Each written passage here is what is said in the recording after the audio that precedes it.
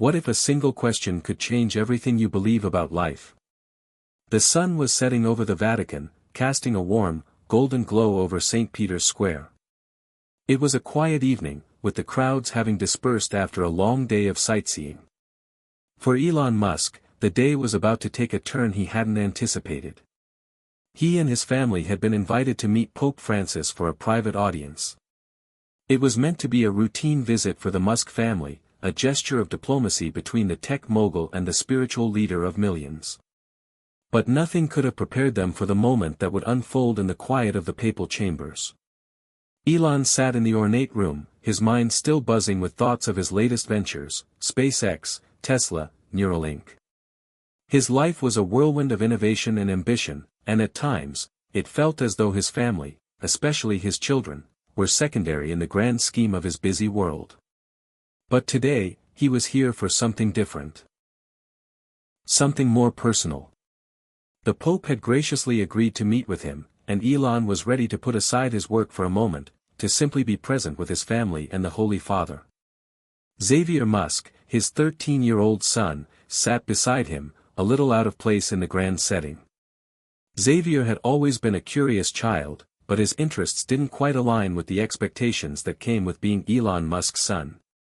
He wasn't the budding inventor or prodigy that his father had hoped for. Instead, Xavier often found himself lost in his own thoughts, wrestling with questions about the world that no one seemed to answer. Faith, God, life's purpose, these were things he had wondered about but never truly found an answer to. As the meeting progressed, Elon engaged in polite conversation with the Pope, discussing technology, space exploration, and the future of humanity. The conversation was intellectual, as one would expect from two of the world's most influential figures. But as the meeting wore on, Xavier felt a growing discomfort in the room. He couldn't quite put it into words, but something didn't feel right. The questions he had been carrying around for years, about life, failure, and the meaning of it all, were starting to feel heavier than ever. Then, at that very moment, something unexpected happened. In the midst of the high-level conversation, Xavier's voice broke through, soft but clear. "Father, Pope Francis, can I ask you something?" The room fell silent. Everyone turned their attention to Xavier, who had been quiet until now. Elon looked at his son, slightly surprised, not expecting a question to come from him in the middle of such a formal meeting. The Pope, however, smiled gently and nodded, encouraging Xavier to continue. "Of course, Xavier. What's on your mind?" Pope Francis asked, his voice warm and inviting. Xavier hesitated for a moment, his hands fidgeting nervously in his lap. He wasn't used to being in the spotlight, especially in a room filled with so much history and significance. But his curiosity had finally pushed him to speak. "What does God think of us when we fail?" Xavier asked, his voice barely above a whisper. The question hung in the air, unexpected and deeply profound.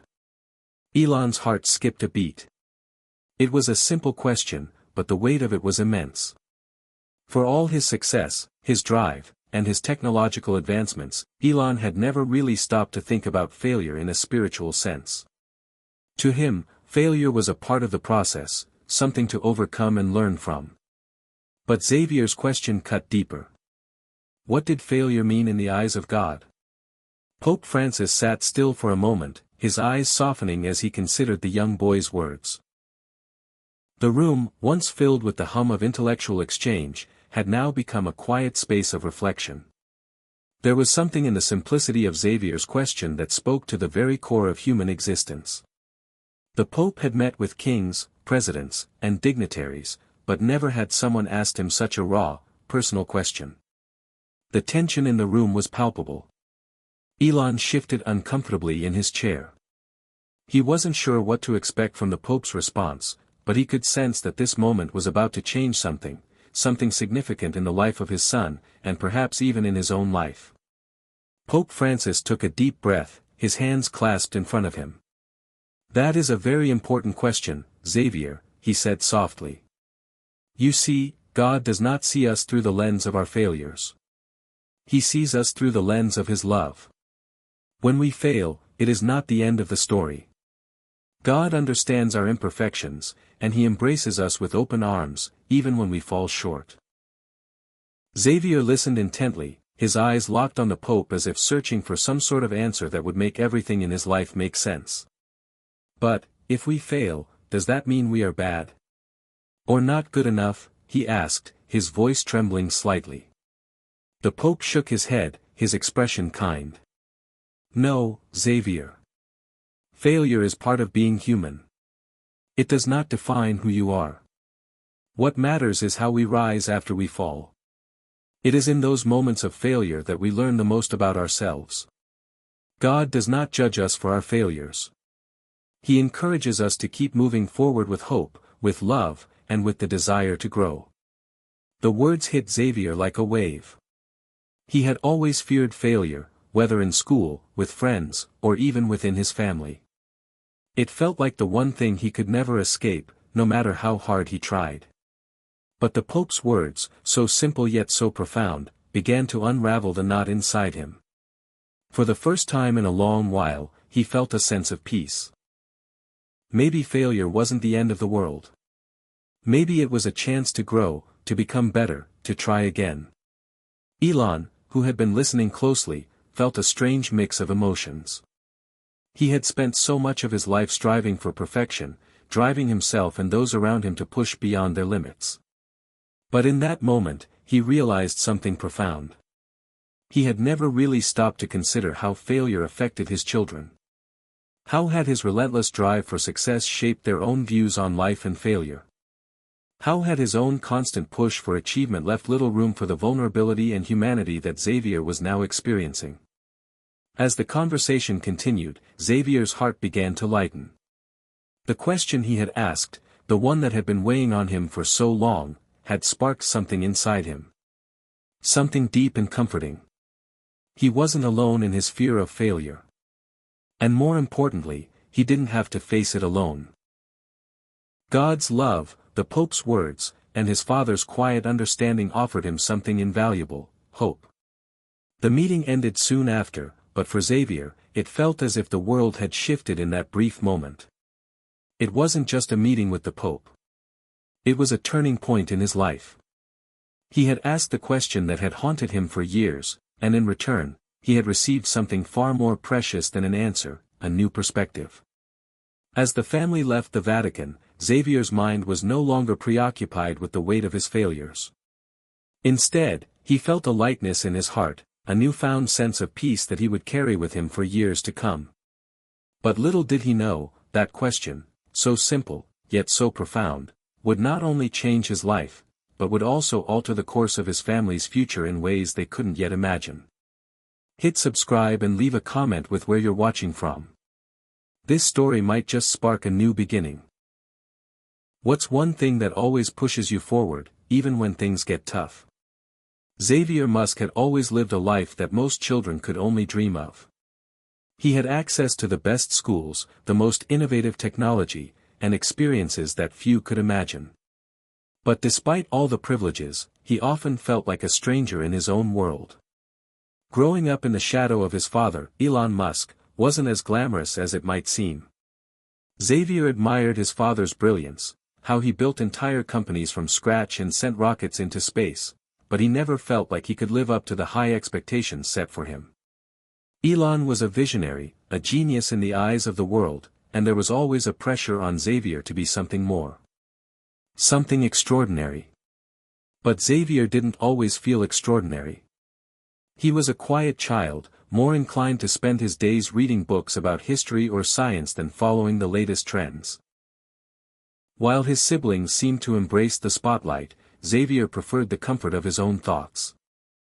He'd often retreat to his room after school, a space filled with science fiction novels, art supplies, and journals full of random ideas. His relationship with his father was complicated. Elon was always busy, traveling from one continent to another, leading projects that could change the world. It wasn't that Elon didn't care, he did. But his mind was consumed with the future, with humanity's progress, and the constant race to make everything better. For Xavier, though, it sometimes felt like he was just another part of the background. Xavier's mother, Justine, was kind and nurturing, but she had always struggled with the demands of the family dynamic. With Elon's relentless work schedule, there were times when Xavier felt more like an afterthought than a priority. Though they loved each other deeply, Xavier and his mother often found themselves caught in the undertow of Elon's ambitious goals. Growing up, Xavier often wondered why he couldn't be more like his father. Elon's ability to innovate, his relentless drive, and his ability to see the world in ways no one else could, it all seemed so far out of reach. It wasn't that Xavier didn't have potential, but it felt as though his strengths were buried beneath the weight of expectations. His curiosity about the world was vast, but it often seemed directionless. The more he tried to find his path, the more lost he felt. It wasn't just his father's expectations that weighed heavily on him, Xavier had his own internal struggles. He often questioned what his place in the world was. The social pressure to excel was immense, especially when his family was constantly in the public eye. No matter where he went, he was known not just as Xavier, but as Elon Musk's son. That, in itself, was a burden he couldn't escape. But the weight of living in his father's shadow wasn't the only thing that caused Xavier pain. He struggled with his own sense of identity. School wasn't easy for him. While he excelled in certain areas like math and science, he often found himself disconnected from the competitive world around him. His peers, who seemed to have it all figured out, mocked his introspective nature. Xavier didn't understand how they could so easily embrace the chaos of their lives when he felt lost in the static. The more he tried to fit in, the more out of place he felt. The internal struggle, the constant battle between wanting to prove himself and feeling inadequate, grew stronger with each passing year. Every time he failed at something, whether it was a project at school or a friendship, he felt like he was just one step closer to being swallowed by the world's expectations. This feeling of isolation only deepened when his parents' marriage began to unravel. The tensions between Elon and Justine, though often hidden behind closed doors, began to take their toll. Xavier saw his mother withdraw emotionally, and though his father remained physically present, it was clear that his heart and mind were elsewhere. The family dynamic shifted in subtle but profound ways. While Elon continued to reach for the stars, Xavier's world felt as though it was falling apart at the seams. Still, despite all this, Xavier wasn't a lost cause. He had a unique perspective, one that no one else could understand. He was a dreamer, like his father, but his dreams were different. They were quieter, more personal, more philosophical. While Elon saw the future in rockets and electric cars, Xavier saw it in the stories of the past, in the ideas that shaped humanity long before modern technology. In his moments of solitude, Xavier would often reflect on his own dreams, not of building a company or changing the world with technology, but of finding his place in it. He wasn't sure where that place was yet, but he was determined to find it. And while he hadn't yet discovered what path he was meant to walk, he knew one thing for sure: he had questions. Big ones. Questions that kept him up at night. Questions that, for the longest time, he had kept to himself. The question that had been on his mind for years, the one that had always lingered in the back of his mind, quietly tugging at his heart, was one that he finally had the courage to ask the Pope. It wasn't just about the idea of failure. It was about the deeper question of existence itself. What did it mean to fail? And more importantly, could someone like him, someone who constantly felt like he was falling short, ever truly be accepted for who he was? In the quiet of the Vatican, Xavier had finally gathered the courage to ask that question. And little did he know, it would be the question that would begin to unravel the layers of doubt and fear he had carried for so long. As he sat there in the private room with the Pope, Elon beside him, Xavier didn't just seek an answer. He was seeking something more, something that had eluded him for years. And in that moment, Xavier would learn that sometimes, it's not the answers that change you, but the questions themselves.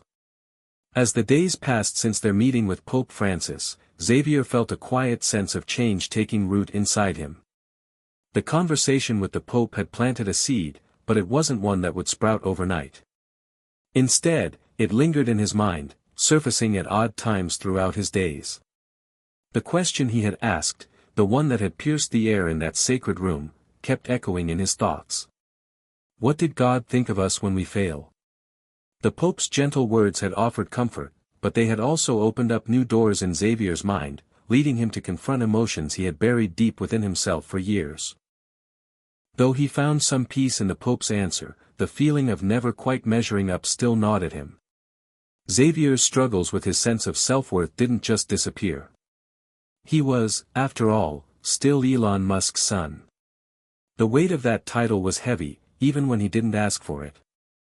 At school, he felt like an outsider. Among his peers, he was always seen as the rich kid or the son of the famous entrepreneur. He wasn't known for who he was, but rather for his last name. And that last name came with expectations he wasn't sure he could meet. His relationship with his father, too, seemed to be strained in ways that Xavier didn't know how to fix. Elon was constantly busy, and though he cared deeply for his family, his mind was often elsewhere, consumed by his relentless pursuit of innovation. Xavier longed for his father's approval, but it was a kind of approval that seemed unattainable. Whenever he tried to engage with Elon about his own struggles, his father would offer encouragement, but it always felt more like a business transaction than a genuine connection. Elon's world was so vast, so future-focused, that Xavier often felt invisible in it. In the days following their Vatican trip, Xavier's internal turmoil deepened. He had never quite understood why he didn't fit in with the world around him. The pressure to succeed loomed larger than ever. His classmates, who had their own pressures, often teased him, calling him the next big inventor or the heir to Tesla's throne. To them, his success was already written, his future a foregone conclusion. But to Xavier, it felt like a prison. The idea that his life had already been scripted before he even had a chance to write his own story made him feel small. One day, as Xavier was sitting in the quiet of his room, a thought flashed through his mind that he hadn't considered before. What if his failure wasn't just about not being good enough for his father or for the world? What if it was about not being good enough for himself? This thought was unsettling, and it rattled Xavier in ways he hadn't expected. Was he simply trying to live up to other people's expectations? Did he even know what he wanted for his life? Up until that moment, his goals had always been shaped by the world around him, the pressure to be exceptional, to do something that mattered, to fulfill a destiny that had already been laid out for him. But in that stillness, he realized that maybe he didn't know what mattered to him at all. As these questions swirled in his mind, he couldn't shake the feeling that something needed to change. He couldn't continue living his life based on the weight of other people's dreams for him. The question of failure was no longer just a theological one. It was deeply personal. He had to confront the fear of failure in a way that wasn't about meeting expectations, but about finding his own path, his own purpose. But finding that path wasn't going to be easy. And just when Xavier thought he might be getting a handle on his internal battle, the universe seemed determined to test him further. Elon's work, as usual, took him away from home more often than not, leaving Xavier to face his questions alone. Their family dynamics had become more distant over the years. Elon's ambition had driven a wedge between him and Justine, and while they both tried to maintain a cordial relationship for the sake of the children, their disconnect was palpable. The emotional distance between them only added to Xavier's internal struggle. On top of this, Xavier found himself facing more challenges at school.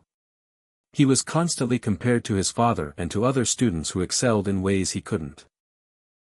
He started to retreat even more into himself, withdrawing from his friends and trying to figure out what was wrong with him. Was he really as incapable as he sometimes felt? But one conversation, one seemingly small event, would change the course of Xavier's journey. It happened one afternoon after school. Xavier was sitting on the front steps of their mansion, waiting for his ride home, when a familiar voice called out to him. It was Isaac, one of the few friends he had left. Isaac had been a classmate since elementary school, and while they didn't share all the same interests, Isaac was one of the few people who never seemed to judge Xavier for who his father was. "Hey, Xavier." Isaac called, waving as he approached. "You okay? You've been pretty quiet lately." Xavier looked up, surprised to see Isaac, who was usually caught up in his own whirlwind of sports and social activities. Despite their differences, Isaac always seemed to know when something was bothering Xavier. They'd never had deep, philosophical conversations, but Isaac's presence always offered a kind of quiet comfort. "I'm fine," Xavier replied, but Isaac could tell it was a lie. "I don't buy it," Isaac said, sitting beside him on the steps. "You've been acting weird, man. Something's going on." Xavier hesitated, then let out a long breath. "It's just, everything, I guess," he muttered. "I don't know. I feel like I'm never going to be good enough. Like nothing I do is ever going to matter." Isaac raised an eyebrow. "Good enough for who?" Xavier looked over at him, trying to find the right words. "For my dad. For the world. For myself." Isaac chuckled, a bit nervously. "Man, I get it. But you know what? You don't have to be good enough for anyone except yourself. You're not a clone of your dad, no matter what people think." Xavier was quiet for a long moment, the weight of Isaac's words sinking in.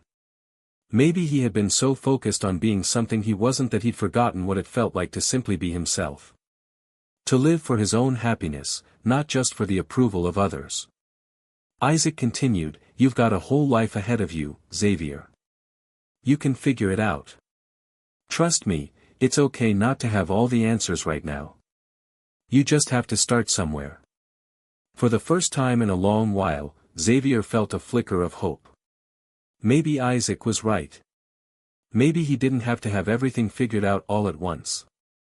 The pressure to live up to expectations could be overwhelming, but maybe it was okay to let go of that weight and simply take the first step toward finding his own way.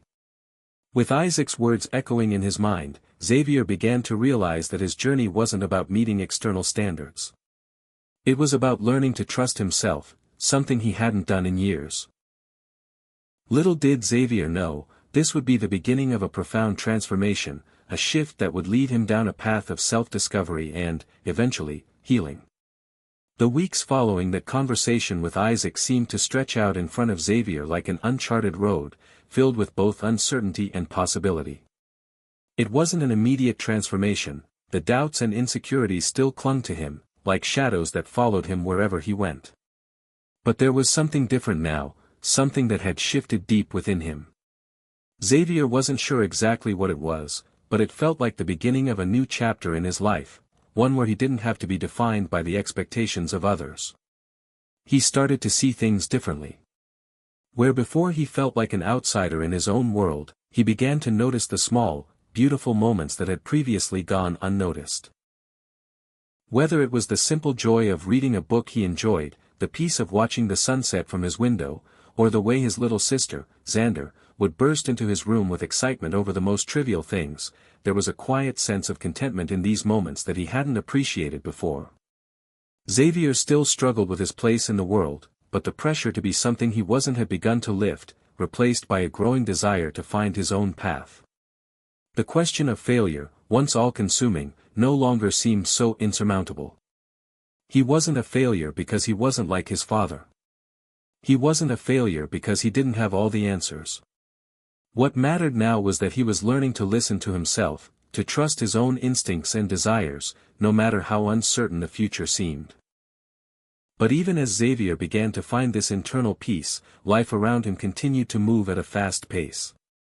Elon's work never slowed, and the tension between him and Justine remained, though both parents tried to maintain a facade of normalcy for their children. For all their efforts, Xavier could feel the strain in their relationship more sharply now than ever before.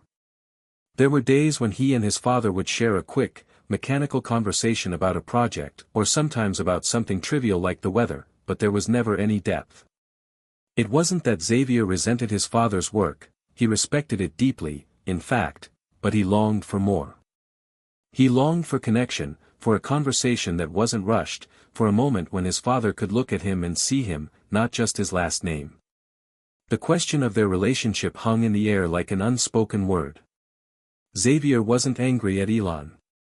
He understood that his father was doing something incredible.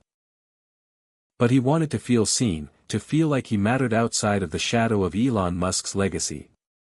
And that's when the idea came to him, the idea that would force him to confront this distance, and perhaps, for the first time, build a bridge to understanding. Xavier knew his father wasn't the kind of person who would open up easily, but he also knew that Elon's connection to faith, however faint, was a thread that could possibly lead to something deeper. Maybe, just maybe, if he could ask his father the right question, it would open a window to the kind of conversation he had been craving. One evening, after dinner, when Elon was home for a rare night off, Xavier decided to seize the moment. It was a quiet evening, with only the hum of the house's lights and the soft sound of classical music playing in the background. Xavier had just finished his homework and was sitting in the living room, his thoughts swirling. "Hey, Dad, can I ask you something?" Xavier's voice cut through the stillness. Elon, who had been absorbed in his laptop, looked up, raising an eyebrow. "Of course, Xavier. What's on your mind?" Xavier hesitated for a moment. The question was simple, yet it felt like it carried the weight of the world. "Do you believe in the idea that failure can bring you closer to who you're supposed to be?" Elon set his laptop aside and leaned back in his chair, his hands folding together thoughtfully. Xavier could see the wheels turning in his father's mind. Elon was never one to shy away from deep questions, but this one felt personal, almost vulnerable. "That's an interesting question," Elon said, his tone more reflective than usual. "I think failure is an inevitable part of the journey. No one, not even me, gets everything right on the first try. But failure isn't the end, it's just a part of the process. It teaches you what works and what doesn't. The key is to learn from it, not to let it define you." Xavier nodded, trying to absorb his father's words. "But what if you don't feel like you're learning anything? What if you're just stuck?" Elon looked at him more intently now, as if the question had struck a chord. "Stuck." Elon repeated the word, his voice softening. "That's a tough place to be. But you know, Xavier, I've been there. Many times. Sometimes it feels like no matter how hard you try, you just can't move forward. But that's when you have to ask yourself, what's holding me back? Is it the fear of failure? Or is it something deeper?" Xavier's heart raced. This was the conversation he had been waiting for, the one he had imagined for years but never thought he'd have. His father was opening up. For the first time, it felt like Elon was truly seeing him. "I think," Xavier said slowly, choosing his words carefully, "I've been afraid of failing because I'm not sure who I am if I'm not just your son. I don't want to be just a reflection of you.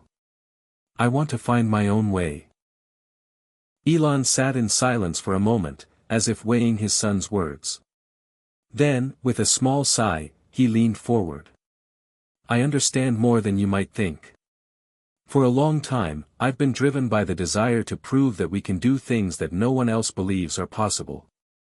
I've always been focused on the bigger picture, the future of humanity. But along the way, I've forgotten that sometimes it's the small moments that matter more. The moments with the people who matter most to you. With you."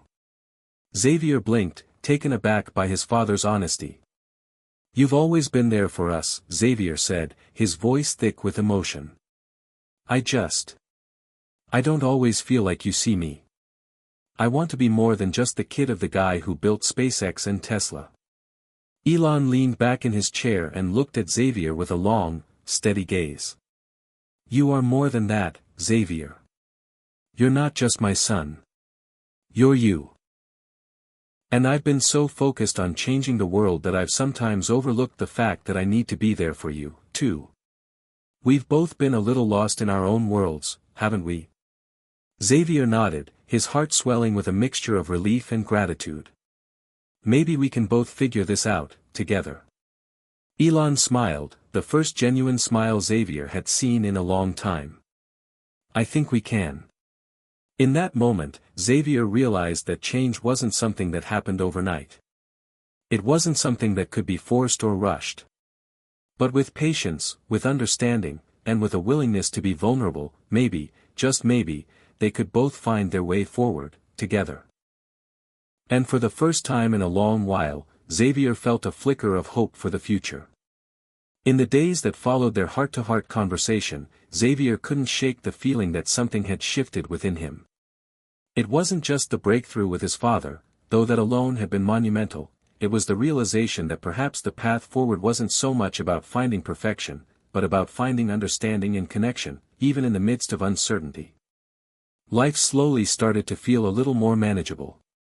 Xavier no longer felt like he was drowning under the weight of expectations. He had taken the first step in embracing who he was, not who everyone else wanted him to be. But as much as the conversation with Elon had been a relief, Xavier knew there was more work to do. He couldn't just fix his relationship with his father overnight, nor could he expect to suddenly have all the answers. The following weekend, Xavier decided to take a different approach. He knew he had been running away from the expectations placed on him for so long, but he needed to learn to embrace them, not because he was defined by them, but because they were part of his story. He needed to learn how to live with them, to shape his own identity while acknowledging the legacy he had inherited. It was early Saturday morning when Xavier, feeling a strange sense of resolve, picked up the phone and called his father's assistant, Sarah. "Hey, Sarah, could you tell Dad that I'd like to have breakfast with him tomorrow? Just the two of us, no business talk, just us." Sarah was quiet for a moment, and then Xavier could hear the smile in her voice. "That's a great idea, Xavier. I'll let him know." The next day, Xavier arrived at the Musk family home early. The sun had just begun to rise, casting a soft glow across the backyard. He stood in the kitchen, waiting for his father, the smell of fresh coffee filling the air. It was the kind of morning that felt both peaceful and purposeful. When Elon finally appeared, looking slightly disheveled from his busy schedule, he smiled when he saw Xavier already seated at the table. "You're up early," Elon remarked as he poured himself a cup of coffee. "I've been thinking a lot, actually," Xavier replied, trying to keep the nervousness out of his voice. "I want to learn more about you, Dad. I want to understand why you do the things you do. I don't want to just be your son. I want to be, well, more than that. But I think I need to know your story first." Elon took a seat across from him, setting his cup down. For a moment, Xavier wondered if his father would brush him off or give a half-hearted answer, but instead, Elon stared at him thoughtfully, as if weighing his words. "I've spent a lot of time focused on building things, companies, missions, projects. I always believed that the future was what mattered most. But I realize now that I've neglected the people who matter most in my life," Elon said quietly, his gaze shifting to the window, as if reflecting on his words. "I was always chasing something bigger. I thought if I could change the world, it would make up for the things I couldn't control in my personal life. And I was wrong." Xavier's heart swelled as he listened to his father. He had never heard him speak like this, openly, honestly, without the veil of business or ambition. "You've always been more than just a name," Elon continued. "I've been so focused on my own vision that I've failed to see you for who you are. I've never truly asked you what you want, what you dream about. I've never given you the space to be yourself." Xavier felt a lump form in his throat. The weight of his father's words settled over him, but there was something undeniably healing about them. For the first time in a long time, Xavier felt seen. For the first time, he wasn't just Elon Musk's son. He was Xavier, a person with his own aspirations, his own fears, and his own dreams. "I think," Xavier said after a long pause, "that I've spent so much time trying to get your approval, trying to prove myself to everyone, that I forgot to figure out what I actually want. I don't want to be defined by your name or your success. I want to make my own way. I want to find something that I'm passionate about, something that matters to me, not to the world, but to me." Elon nodded, his expression softening. "I get that. And I'm sorry if I've made you feel like you had to live up to something you didn't choose." "You're right. The world has a lot of expectations for you, but in the end, it's your happiness, your fulfillment, that matters most. For the first time, Xavier felt a lightness in his chest that he hadn't realized was missing. The conversation with Elon wasn't a magic fix to all the tension that had built up over the years, but it was a start. It was a reminder that no matter how high the stakes were, no matter how powerful the expectations of the world, there was room for both connection and understanding in their relationship. Later that day, Xavier took a walk in the garden, allowing his mind to wander as he processed everything that had been said. The garden was a place he had often retreated to when life felt overwhelming. The quiet rustling of leaves, the bright colors of the flowers, the gentle hum of bees, it was a place of peace, a place where he could breathe. As he walked, his phone buzzed in his pocket. It was a text from Isaac. "So, any big revelations after breakfast? Did you get him to open up?" Xavier smiled, typing back quickly, "Yeah. A lot. I think we're both figuring things out." As he sent the message, Xavier realized something important. He wasn't alone in his journey.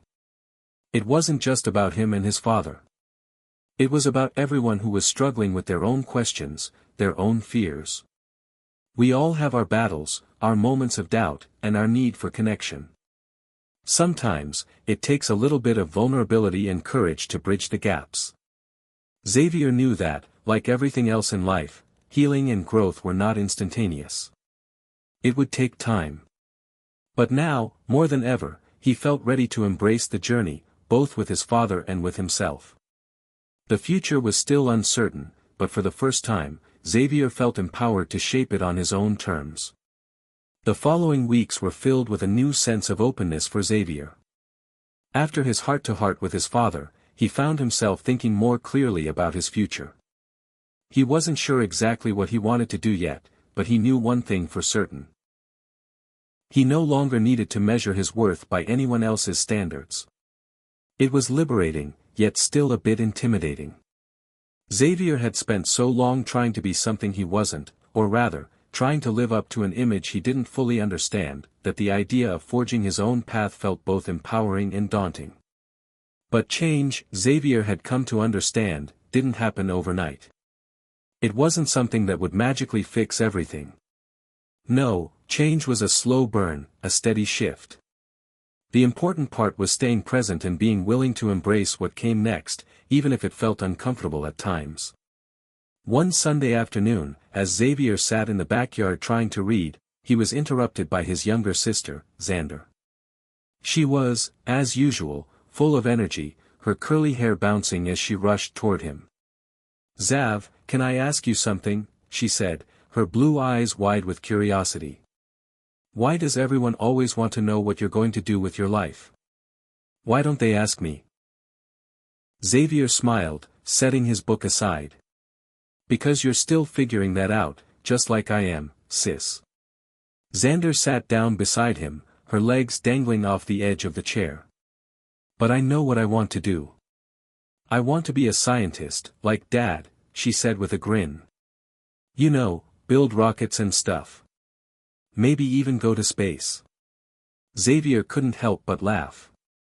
"Well, you've got big dreams, kid."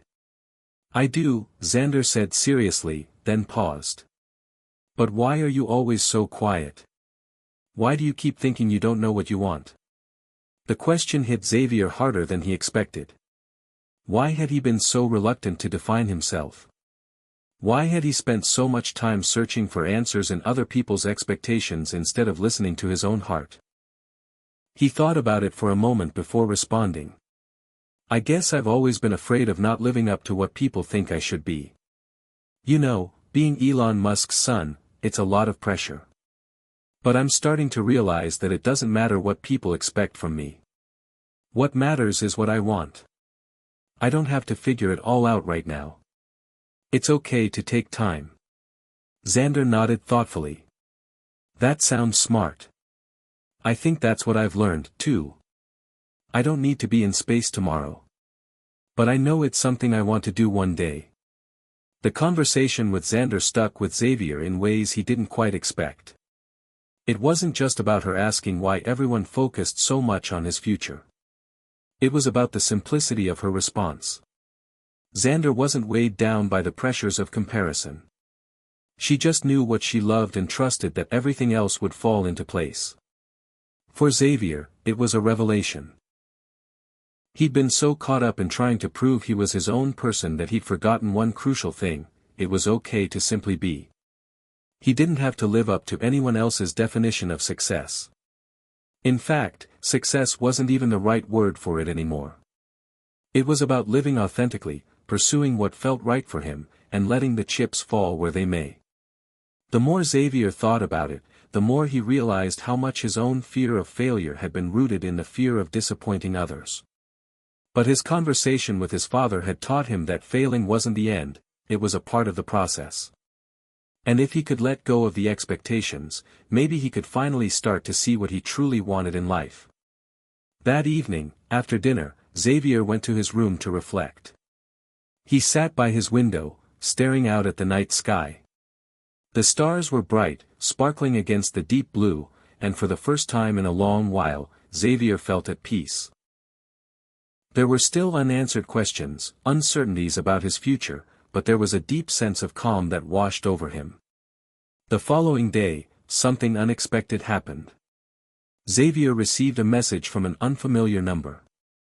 "Hey, Xavier, it's Isaac. I know it's been a while, but I've been thinking about that conversation we had. I have a question for you. Have you ever thought about how your story could help other people who might be going through something similar to what you've been dealing with? I know you're still figuring things out, but your experiences could really make a difference to someone else. Maybe it's time to turn the page, you know." Xavier sat there for a moment, staring at the message. Isaac's words were simple, but they hit home in a way Xavier hadn't anticipated. Could his story really help someone else? Could the struggles he had faced, his journey through self-doubt, the pressure of living in his father's shadow, and his search for meaning, be something that others could relate to? He thought about it more and realized that Isaac was right.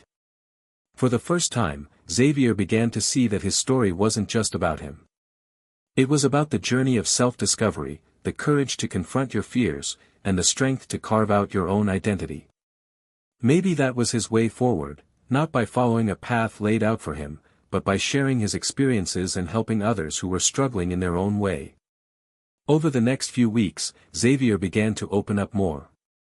He spoke to his family more openly about his feelings, about his doubts, and about the journey he was on. He started writing about his experiences, too.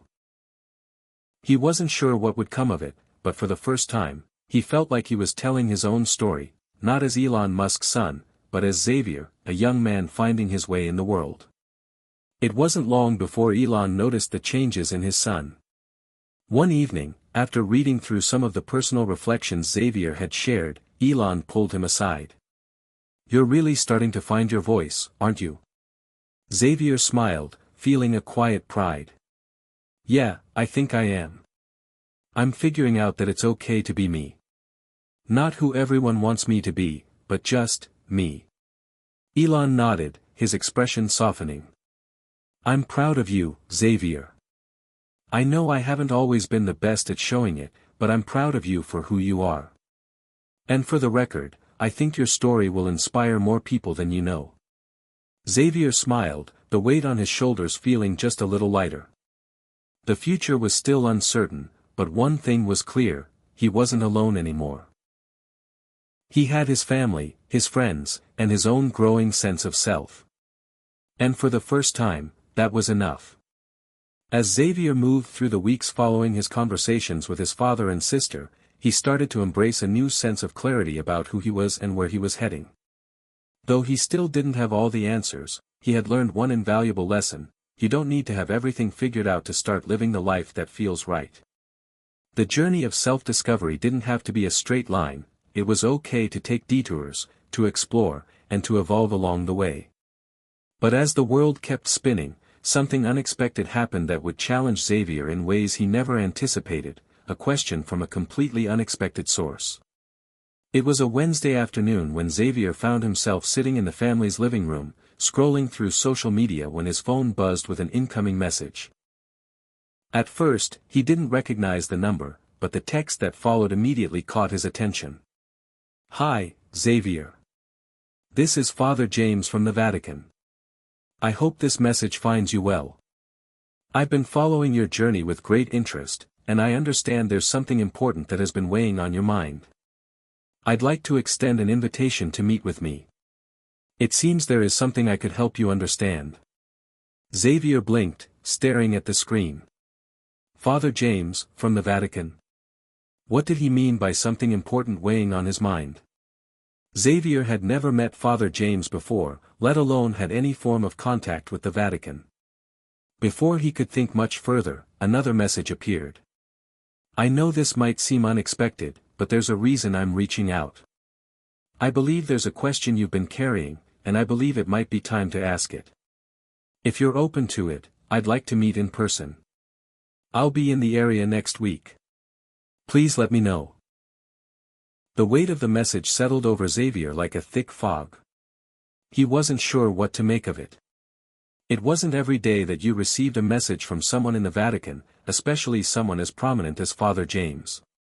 Yet, he couldn't shake the feeling that this invitation wasn't just coincidental. It felt purposeful. After a moment of hesitation, Xavier replied, agreeing to meet. The next week, he found himself sitting in a quiet corner of a small cafe, nervously tapping his fingers on the table. He had no idea what to expect, only that something in his gut told him this meeting would change the course of his journey even more profoundly than he anticipated. A few minutes later, the door to the cafe opened, and a tall man with kind eyes and a calm demeanor walked in. Xavier immediately recognized him. It was Father James. The man's presence was serene, like the calm in the eye of a storm. "Xavier?" Father James asked softly. Xavier nodded, standing to greet him. "Yes, Father. Thank you for meeting with me." Father James smiled warmly as they shook hands and sat down. "It's a pleasure. I've been following your journey, and it seems that you've been wrestling with some important questions about your life and your purpose. Is that true?" Xavier hesitated, unsure how to phrase his thoughts. He had been thinking about his identity for so long, but now, speaking with someone who represented faith and wisdom, he suddenly felt vulnerable. "I guess. I don't know what I'm supposed to do with my life," Xavier began, his voice low. "I'm trying to find my own way, but it's hard. I'm always trying to live up to everyone else's expectations, and I feel lost sometimes. I don't even know where to start." Father James leaned forward slightly, his gaze steady and patient. "Tell me, Xavier, if you could ask one question that would change everything for you, what would it be?" The simplicity of the question stunned Xavier. It was like everything around him slowed down for a moment. He blinked, surprised by how deeply the question resonated. 1,000 thoughts rushed through his mind, but only one question rose to the surface. "Am I enough? Am I enough just as I am?" Xavier asked quietly, almost to himself. Father James gave him a knowing look, the kind that seemed to reach deep into his soul. "That is the question, isn't it?" he said softly. "And let me tell you this, you are. You are enough just as you are. The world may try to convince you otherwise. People may place expectations on you, tell you who you should be, but those are not the things that define you. You are defined by who you are at your core." Xavier felt a lump form in his throat. For the first time in a long time, he felt like someone truly understood him. "But I've spent so much of my life trying to be something I'm not. Trying to live up to others' expectations. I'm afraid that if I don't meet those expectations, I'll disappoint everyone, especially my dad." Father James nodded, his expression kind. "It's natural to feel that way. But here's the truth, the people who love you will love you for who you are, not for what you achieve. And those who don't, well, they aren't the ones who matter in the end." Xavier sat back, absorbing the weight of Father James's words. There was a quiet wisdom in his voice, an understanding that transcended the typical advice Xavier had received from family and friends. This was different. This was a deeper truth. You don't have to carry the weight of everyone else's expectations, Father James continued. You are enough as you are. And when you believe that, when you truly believe it, you will begin to find the strength to pursue your own path. The room seemed to fall silent for a moment as Xavier let those words sink in. He didn't know if he'd fully understood the depth of them yet, but there was a clarity in Father James's voice that made it feel like he had just unlocked something deep inside. I think I get it, Xavier said softly, almost unsure. It's about believing in myself, right? Father James nodded. Exactly. And when you believe in yourself, you'll find your way. It's okay if you don't have all the answers right now. Take your time. But know that you are not alone in this. You are enough. Xavier left that meeting feeling a strange mixture of peace and hope. For the first time in a long while, he didn't feel like he had to prove anything. The question, am I enough, had been weighing on his heart for so long, but now, after Father James's words, he felt the burden lift, just a little. Maybe, just maybe, the answer was already within him. As he walked out of the cafe and back into the world, he knew his journey was far from over. But the question that had haunted him for so long had finally been answered, and with it, a new sense of freedom. He didn't need to chase anyone else's vision of success. All he needed to do now was trust that he was enough, just as he was. The days following Xavier's meeting with Father James seemed to drift by in a surreal haze. It wasn't that life had suddenly become perfect, or that all of Xavier's doubts had vanished in an instant, but something inside him had shifted. There was a quiet certainty growing within him, a certainty that had been absent for so long. Xavier no longer felt the weight of being Elon Musk's son weighing down on him. He didn't feel the need to live up to anyone else's expectations, or try to define himself by other people's standards. Instead, he was beginning to define himself on his own terms. And it felt right. His relationship with his family deepened during this period. Xavier spent more time with his father, not out of obligation, but because he genuinely wanted to. Their conversations were less about achievements and more about life, philosophy, and what it meant to truly live with intention. One evening, as Xavier and Elon sat together in the backyard, watching the sunset, the topic of conversation turned to the future. So, Xavier, Elon began, I've been thinking. I know I don't always say this, but I'm proud of you. You're finding your own way, and that takes courage. It's hard, but I admire the fact that you're choosing your own path. Xavier smiled, feeling a warmth that he hadn't felt before in his father's words. Thanks, Dad. It's been a journey. But I think I'm starting to understand what it means to be me, without the pressure of who I'm supposed to be. Elon nodded thoughtfully. I get that. I was never given a roadmap for my life. In many ways, I had to create my own way too. It's not always easy, and sometimes you feel like you're walking in the dark. But eventually, the path becomes clearer. Xavier looked up at the sky, the last rays of the sun slipping beneath the horizon. Yeah, I think that's where I am right now. Just, trying to figure things out. But it's comforting to know that I don't have to do it all at once. Elon chuckled. No, you don't. Life's not a race. You'll get where you need to go when the time is right. Xavier's phone buzzed suddenly, interrupting the quiet moment. It was a message from Xander, his younger sister. Hey, big bro. Can you come over to my place? I have something to show you. I think you'll like it. Xavier laughed. I guess my little sister wants my attention. Want to come with me? Elon raised an eyebrow. I think I'll sit this one out. You two have fun. Xavier smiled, waving goodbye as he headed for Xander's apartment. When he arrived, he was greeted with her usual burst of energy. I've got something for you, she exclaimed, tugging him toward her desk. There, sitting on her desk, was a small notebook. "I've been working on something," she said proudly, "and I want you to see it. I wrote down all my ideas for what I want to do when I'm older. You know, rocket stuff. But I also want to hear your thoughts on it. You're the expert on figuring things out, right?" Xavier smiled at his sister's enthusiasm. She had always been the dreamer in the family, and yet, her dreams seemed simpler than his, more rooted in tangible goals. It was refreshing. He sat down next to her, flipping through the pages of her notebook filled with sketches, notes, and plans for rockets. Her imagination was boundless, her passion palpable. Yet, as he looked at her, he couldn't help but see a little bit of himself in her, someone who had a clear vision of where they wanted to go. Unlike him, though, she wasn't weighed down by the world's expectations.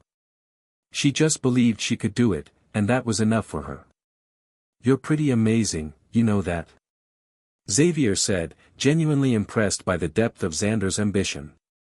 "You've got this whole vision mapped out already. It's like you know exactly where you're headed." Xander blushed. "Well, I don't know exactly, but I know I want to get there. And you'll help me, right? You're going to make sure I don't forget what matters, right?"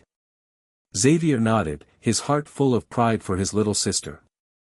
"I'll always be here for you, Xander. You're going to do amazing things. And don't let anyone tell you otherwise." Xander smiled, her face lighting up. "Thanks, big bro. You know, you're a pretty cool guy yourself. Even if you're still figuring things out." Xavier laughed, ruffling her hair. "Yeah, well, we all have our own journeys. And I think I'm starting to get it now, there's no rush." The next few weeks passed in a blur of small moments, quiet revelations, and steady growth. Xavier continued to spend more time reflecting on his own path, and in doing so, he found peace in the uncertainty. It wasn't about having all the answers right away, it was about finding joy in the process, in the small steps that led towards something bigger. He started volunteering at local initiatives that focused on sustainability and environmental conservation, causes that had always interested him but had been overshadowed by the weight of his family's legacy. He found himself passionate about helping to make the world a better place, even in small ways, without the pressure of a grand title or recognition. It was on one of these weekends, as he was out in the field, working with local environmental groups, that he received another unexpected call. It was from Father James. "Xavier," Father James greeted him warmly over the phone. "I just wanted to check in. How have you been? I've been hearing good things about your work, and I'm proud of you." Xavier smiled. "Thanks, Father. I've been doing a lot of thinking lately, and I'm starting to feel like I'm on the right path. It's still not all clear, but I'm okay with that. I think I'm finally letting go of the pressure." "That's wonderful to hear," Father James said. "Remember, life's not about having everything figured out all at once. You're exactly where you need to be. And just so you know, I think your story, your journey, it has the potential to inspire a lot of people. You're helping others more than you realize." Xavier paused, his heart swelling with an unexpected sense of gratitude. "Thank you, Father.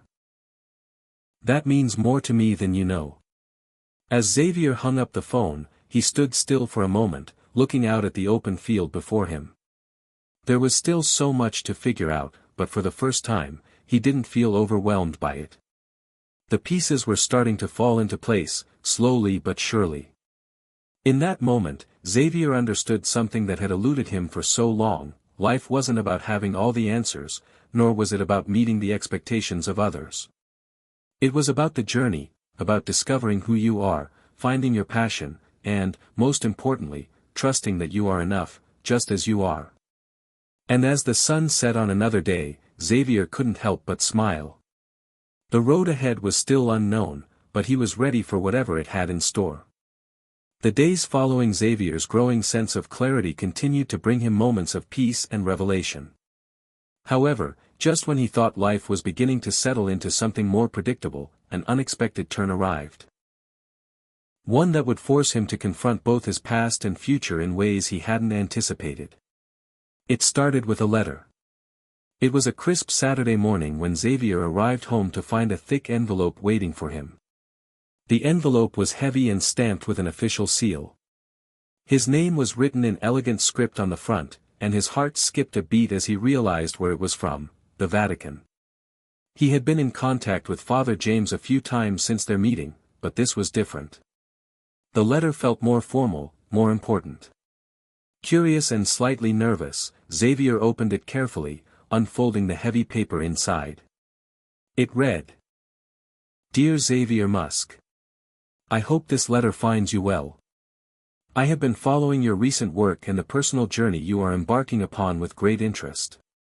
It is clear to me that you have been exploring deep questions of faith, identity, and purpose, questions that many people grapple with in their own lives. In recognition of your growth and your potential to inspire others, I would like to formally invite you to join us in the Vatican for a gathering of thought leaders, scholars, and activists from across the world. This is an opportunity for you to share your experiences and insights with a wider audience, and to engage in deep discussions on topics of science, ethics, and the role of faith in shaping the future of our world. Your unique perspective, as both a member of a family with extraordinary achievements and as an individual seeking your own path, would be invaluable to this gathering. We look forward to your response and hope you will consider joining us in this important conversation. Warm regards. Pope Francis. Vatican City. Xavier blinked several times, rereading the letter to make sure he wasn't misunderstanding something. An invitation from Pope Francis himself? It was beyond surreal. For a moment, he couldn't quite comprehend it. His journey had been about figuring out his own identity, shedding the weight of his family's legacy, and finding his own voice. Now, here he was, invited to one of the most revered institutions in the world to engage in conversations that blended science, ethics, and faith. It felt like the universe was giving him an opportunity he hadn't expected, or perhaps had never even dreamed of. He sat down on the couch, the letter still in his hands, trying to process the gravity of the invitation.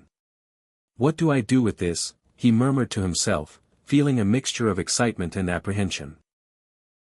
His phone buzzed, and the distraction of the message helped him refocus. It was from Xander. Hey, I just saw something online. Are you really invited to the Vatican? Is this for real? Xavier laughed out loud, feeling a burst of warmth at his sister's excitement. He texted her back. Yeah. Looks like it. I still can't believe it either. That's incredible. Xander replied. I'm so proud of you. But, are you going? Xavier sat back and thought for a moment. This wasn't just about attending a prestigious gathering, it was about something deeper. It was a chance to continue his journey of self-discovery in a place where faith and intellect converged. It was an opportunity to speak to people who had spent their lives contemplating the meaning of existence, and perhaps, it was a chance to challenge his own beliefs, and grow even further. But there was also something else. His role in the world was still a question he was grappling with. He'd always been known as Elon Musk's son, but who was he truly? What was his purpose in the grand scheme of things? As he thought about it more, Xavier realized that this invitation wasn't just an opportunity to reflect, it was a challenge to truly define himself. He made a decision. He would go. A few days later, Xavier boarded a flight to Rome, the excitement and nervousness mixing in his chest. The idea of stepping into the Vatican, a place steeped in centuries of history, faith, and philosophy, was both humbling and daunting. He had no idea what to expect from the gathering, but he was ready to immerse himself in the experience. Arriving in Rome, he was immediately struck by the grandeur of the city. The cobbled streets, the ancient buildings, the sense of history everywhere, it was a far cry from the modern, fast-paced world he was used to. But it was precisely the kind of place that would challenge him to think more deeply about the questions that had been plaguing him for so long. The evening of the gathering arrived quickly. Xavier stood in the Grand Hall of the Vatican, surrounded by scholars, leaders, and thinkers from all over the world. He felt slightly out of place, but at the same time, he couldn't shake the feeling that he was exactly where he was supposed to be. Father James greeted him warmly when he arrived, guiding him through the crowd. "Xavier, I'm so glad you made it," he said with a smile. "We've been looking forward to hearing your insights." Xavier smiled back, feeling a nervous flutter in his stomach. "I'm still processing it all. But I'm ready to learn, I think." As the evening unfolded, Xavier was introduced to various people, each with their own expertise in fields ranging from theology to artificial intelligence. The discussions were rich and intense, with everyone passionately sharing their views on how faith, technology, and human nature could shape the future. There was a palpable sense of excitement in the room, as if everyone had come together to explore a new frontier of human understanding. And then, it was Xavier's turn. Father James introduced him, and the room fell silent. As he walked to the front, Xavier's mind raced. What could he possibly contribute to this room full of intellectual giants? But then, as he looked out over the crowd, something unexpected happened. He felt a quiet sense of clarity. He spoke from the heart. "I've spent a lot of my life trying to figure out who I am, who I'm supposed to be," he began. "But what I've realized is that sometimes, we're so focused on finding the answers, we forget that the journey itself is where we learn the most. I don't have all the answers yet. But I do know that life is about learning from others, challenging what we think we know, and growing in ways we never expected." His words hung in the air for a moment, and to his surprise, there was a sense of resonance in the room. People nodded, some even clapping softly, acknowledging the truth in his statement. It wasn't a groundbreaking speech, but it was real, and in that moment, Xavier understood something profound. Sometimes, the most powerful thing you can do is simply be honest with yourself. As the evening wore on, Xavier engaged in more conversations, learning from the brilliant minds around him. But there was one person, one figure, whose presence remained with him throughout the night: Pope Francis. The Pope, who had spent his life serving others, was someone Xavier admired deeply. Their paths had crossed only briefly, but as the evening ended, Pope Francis approached him with a gentle smile. "Xavier," he said softly, "your words today were a reminder that we are all on this journey together. And that sometimes, the most important question is not about what we achieve, but who we become along the way." Xavier nodded, feeling deeply moved by the Pope's words. "Thank you, Your Holiness. I think I've been asking the wrong questions. I've been so focused on what I should do, I forgot to ask who I want to be." The Pope smiled, his eyes full of understanding. "Sometimes, Xavier, the most important thing is not the answer, but the willingness to ask the question. Keep asking. You're on the right path." Xavier left the Vatican that evening with a heart full of gratitude and a mind filled with new questions. He didn't have all the answers, but for the first time in his life, he was okay with that. He was finally at peace with the journey. The weeks following his time in the Vatican felt like a whirlwind, yet also oddly peaceful. Xavier's invitation to the gathering had opened a door to new perspectives, not only about his place in the world but also about how he viewed the interconnectedness of humanity, faith, and technology. The conversations had been deep, enlightening, and filled with raw honesty. More than anything, they had made him realize something profound: answers were less important than the questions we ask, and the willingness to grow in the process of finding those answers. However, just as things were beginning to settle into a rhythm, something unexpected happened, something that would once again challenge everything Xavier thought he knew. It began with a phone call from his father. Xavier had just returned home from a long day of working with local environmental groups when his phone rang. The name Elon Musk flashed across the screen. He was surprised. It wasn't often that his father called, especially not without some kind of agenda. "Hey, Dad," Xavier answered, wiping his brow with the back of his hand as he sat down on the porch. "Xavier," Elon's voice came through the phone, calm and steady.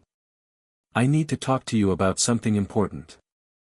I've been reflecting on a few things, and I think it's time we had a serious conversation. Xavier's heart skipped a beat. He could tell by his father's tone that this was not a casual conversation. "What's going on, Dad?" Xavier asked, his voice tinged with concern. Elon hesitated for a moment before responding. "I've been thinking about your future, about mine, and about our family's legacy. I know I've always been focused on innovation, on pushing the boundaries of what's possible. But lately, I've been wondering, what is all of it really for? What's the end goal? Is it just about success, or is there more to it than that?" Xavier was taken aback. Elon Musk was known for his relentless pursuit of technological breakthroughs, from revolutionizing space travel to reshaping the electric car industry. The idea that he was now questioning the meaning behind it all was a significant shift. "Dad, are you okay?" Xavier asked cautiously. "This doesn't sound like the guy who's been trying to colonize Mars." Elon let out a short laugh. "I know. It's strange, isn't it? But the more I accomplish, the more I realize that these things, they don't give me the answers I thought they would. It's like chasing a moving target. And I've spent so much of my life in that chase that I forgot to ask myself why I was chasing it in the first place." Xavier leaned back in his chair, processing his father's words. "I get what you mean. It's like what I've been going through. I've been so focused on proving myself, on living up to expectations, that I never really stopped to ask myself what I wanted." There was a long pause on the other end of the line, and Xavier could almost hear his father deep in thought. "I've been thinking about that too," Elon finally said. "You've always had a different way of looking at things.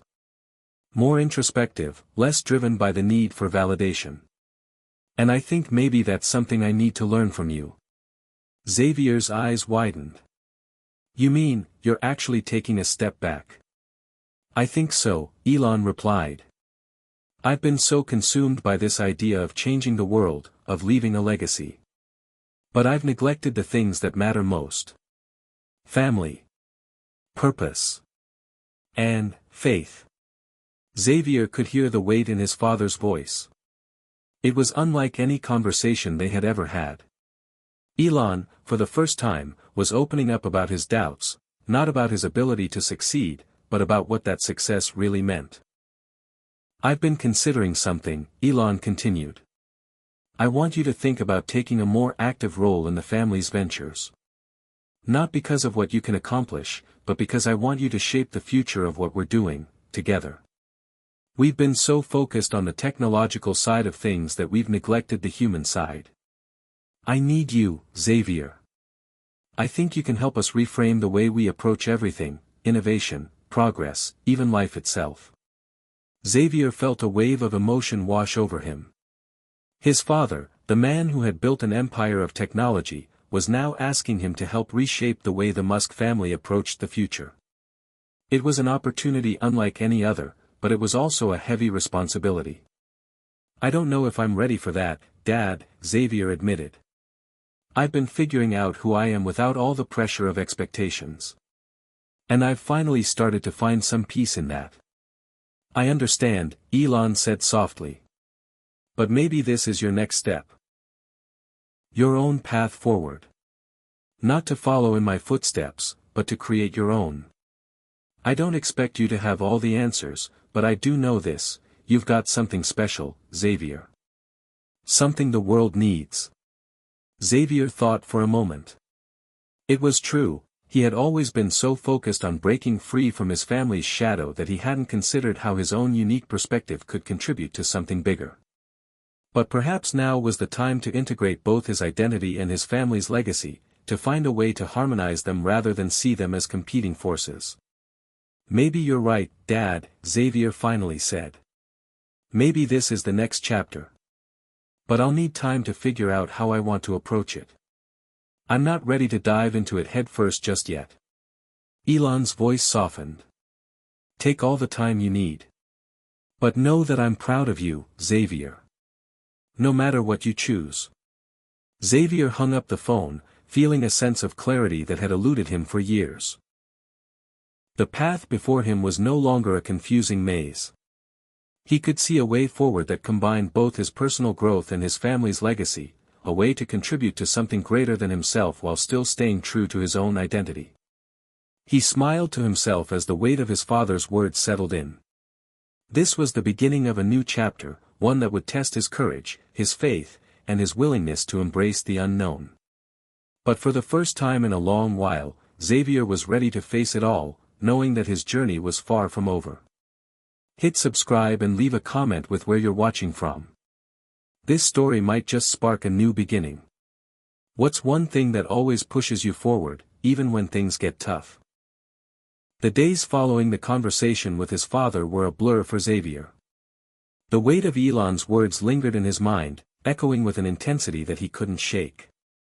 For the first time, his father had invited him into the fold of his life's work, not just as a son, but as an equal, someone whose perspective could help shape the future of their family's ventures. Xavier had always been torn between wanting to carve out his own identity and feeling the pull of his family's legacy. The invitation to step into his father's world wasn't just an opportunity to work alongside him, it was a crossroads, a chance to define his own path in a way that could blend his values and his family's aspirations. He had always tried to distance himself from the shadow of his father's immense achievements, fearing that any involvement in the Musk empire would undermine his personal journey. But now, the decision felt different. His path wasn't just about rejecting the legacy that had been handed to him.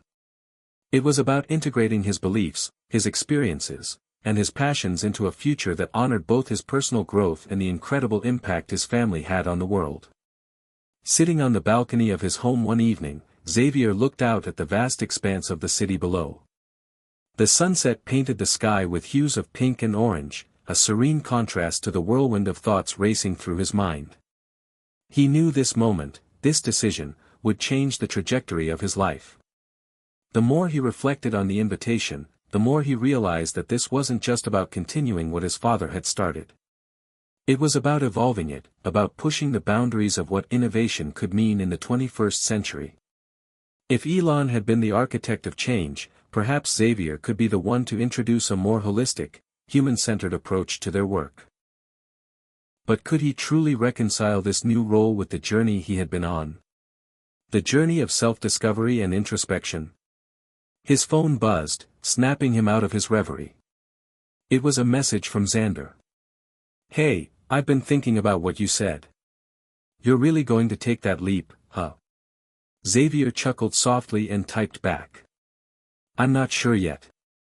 It's a huge decision. But I think this might be where I need to go next. You know I've got your back no matter what, right?" Xander's reply came almost immediately. "I think whatever you choose, you're going to make a difference. Just don't lose sight of who you are, okay?" "I won't," Xavier replied, his fingers hovering over the keyboard for a moment. "I've learned that much from all of this. I'm not going to lose myself." After sending the message, Xavier set his phone aside and turned his attention back to the sunset. The words, "I'm not going to lose myself," resonated deeply within him. He had spent so much of his life trying to define who he was without the influence of his family, and in many ways, he had succeeded. But now, the challenge was different. It was no longer about rejecting the legacy, it was about adding to it, changing it, and finding his own unique contribution to the world they had built. As he mulled over the possibilities, the question became clearer: how could he bring his own vision to life without getting lost in the expectations of his father and the world? How could he embrace his heritage while still forging a path that was uniquely his own? The next few days passed in a haze of meetings, late-night reflections, and deep discussions with friends, mentors, and even some family members. Each conversation seemed to bring him closer to an understanding, though he was still unsure of exactly what the next step should be. It wasn't until Xavier visited his childhood home, the one that sat on the edge of the family's sprawling estate, that the answer finally became clear. Walking through the familiar hallways, Xavier felt a sense of nostalgia wash over him. This was the place where he had grown up, the place where he had first questioned who he was, who he wanted to become. He had spent so many years trying to distance himself from it, from the expectations and the legacy that hung over the house like an unspoken promise. But now, standing in its grandeur once more, he realized that this house wasn't a symbol of his father's empire, it was a part of him. It was a piece of his own story. He stepped into the study, the room filled with old books, papers, and mementos from his childhood. His father's work was evident in every corner, yet the room felt more like a space for contemplation than a reminder of success. Xavier sat in one of the armchairs, gazing at the shelves of books, many of which had influenced his thinking over the years. One particular book caught his eye, a collection of letters between visionaries, scientists, and philosophers who had questioned the purpose of progress and innovation. It was a book his father had given him years ago, filled with underlined passages and notes in the margins. Xavier reached for it, flipping through the pages until one particular quote stood out. "The future is not built by those who wish to preserve the past, but by those who dare to reshape it." It was in that moment that everything clicked. The legacy of his family, of his father, was not a burden, it was a foundation. A foundation that he could build upon, reshape, and redefine. He didn't have to walk in his father's footsteps. He could forge a path that honored the past but looked boldly to the future. He could be a part of that future without losing sight of who he was. With a sense of clarity and peace, Xavier stood up and made his decision. He would take the next step. Not because it was expected of him, but because it was the right step for him. He would embrace his family's legacy, but he would do so on his own terms. The following morning, he called his father. "Dad," he said, his voice steady. "I've made a decision. I'm in. I'll help guide the family's work into the future. But I need to do it my way. With a focus on humanity, ethics, and the true purpose behind innovation. Together, we can make a difference." There was a pause on the other end of the line before Elon's voice came through, filled with emotion. "I knew you'd come to this decision, Xavier. And I'm proud of you. I'm proud of who you've become." Xavier smiled, feeling a deep sense of gratitude. The path ahead was uncertain, but for the first time, he felt confident that it was his own to walk. As Xavier settled into his new role within the Musk family's ventures, the gravity of his decision started to sink in. It was no longer about following in his father's footsteps or carving out a rebellious path of his own. It was about redefining what it meant to innovate, something that was sustainable, human-centered, and ethical. His vision for the future had begun to take shape, but it would require careful thought, collaboration, and bold action. The first few weeks were spent immersing himself in the vast landscape of the family's enterprises. From space exploration to artificial intelligence and clean energy, the Musk family had their hands in a multitude of groundbreaking industries. Each meeting, each brainstorming session revealed new possibilities, and a mounting pressure to make a meaningful contribution. Xavier was careful not to dive into every project headfirst. He knew that to truly make an impact, he had to understand the underlying principles of what they were building. The pursuit of progress was admirable, but it was clear to him that they had often overlooked the human cost. And that's where he saw his role, bridging the gap between cutting-edge technology and the fundamental values that made technology truly transformative. It wasn't long before he began to gather a team of like-minded individuals, people who believed in his vision for a future that was both innovative and deeply human. He sought out ethicists, environmentalists, psychologists, and even sociologists, individuals who could provide a broader perspective on the impact of technological advancements. He spent countless hours in meetings, passionately pitching ideas for new initiatives. One idea that particularly resonated was creating a global framework for the ethical development of AI, a code of conduct that would guide the creation of artificial intelligence systems to ensure that they enhanced human life without compromising ethical standards. "This is not just about preventing harm," Xavier explained to the team in one of their early discussions. "It's about building a world where AI can elevate the human experience, where it serves humanity's best interests. We must be proactive, not reactive." His words sparked an enthusiastic response. Together, They began drafting the blueprint for what would be called the Humanity First Initiative, a set of guidelines that would define how artificial intelligence and other advanced technologies should be developed, tested, and implemented in society. The focus would be on transparency, accountability, and a deep respect for human rights and dignity. But as the project began to gain traction, the pushback started. Some of the more traditional factions of the Musk enterprises were resistant to the idea of slowing down or imposing additional regulations on technology development. They saw Xavier's approach as a potential roadblock to the rapid pace of innovation that had defined their success. Elon's empire was built on speed and efficiency, one of the senior engineers at SpaceX remarked during a heated meeting. Slowing down to focus on ethics, especially in an area as complex as AI, could jeopardize everything we've worked for. Xavier took a deep breath. He had anticipated this kind of resistance, but he had to stand firm. We can't afford to ignore the consequences of our actions. We're building a future for generations to come. Speed is important, but so is responsibility. The two can coexist. The room fell silent, and for a moment, Xavier wondered if he had lost them. But then, something remarkable happened. His father, who had been quietly listening in the background, spoke up. "Xavier's right," Elon said, his voice carrying a surprising weight. "It's not enough to just innovate for the sake of innovation. We have to ask ourselves, what kind of world do we want to create? Speed without responsibility will only lead to chaos. We must think long-term." Xavier's heart swelled with pride. For the first time, it felt as though his father was not just supporting him, but fully endorsing his vision.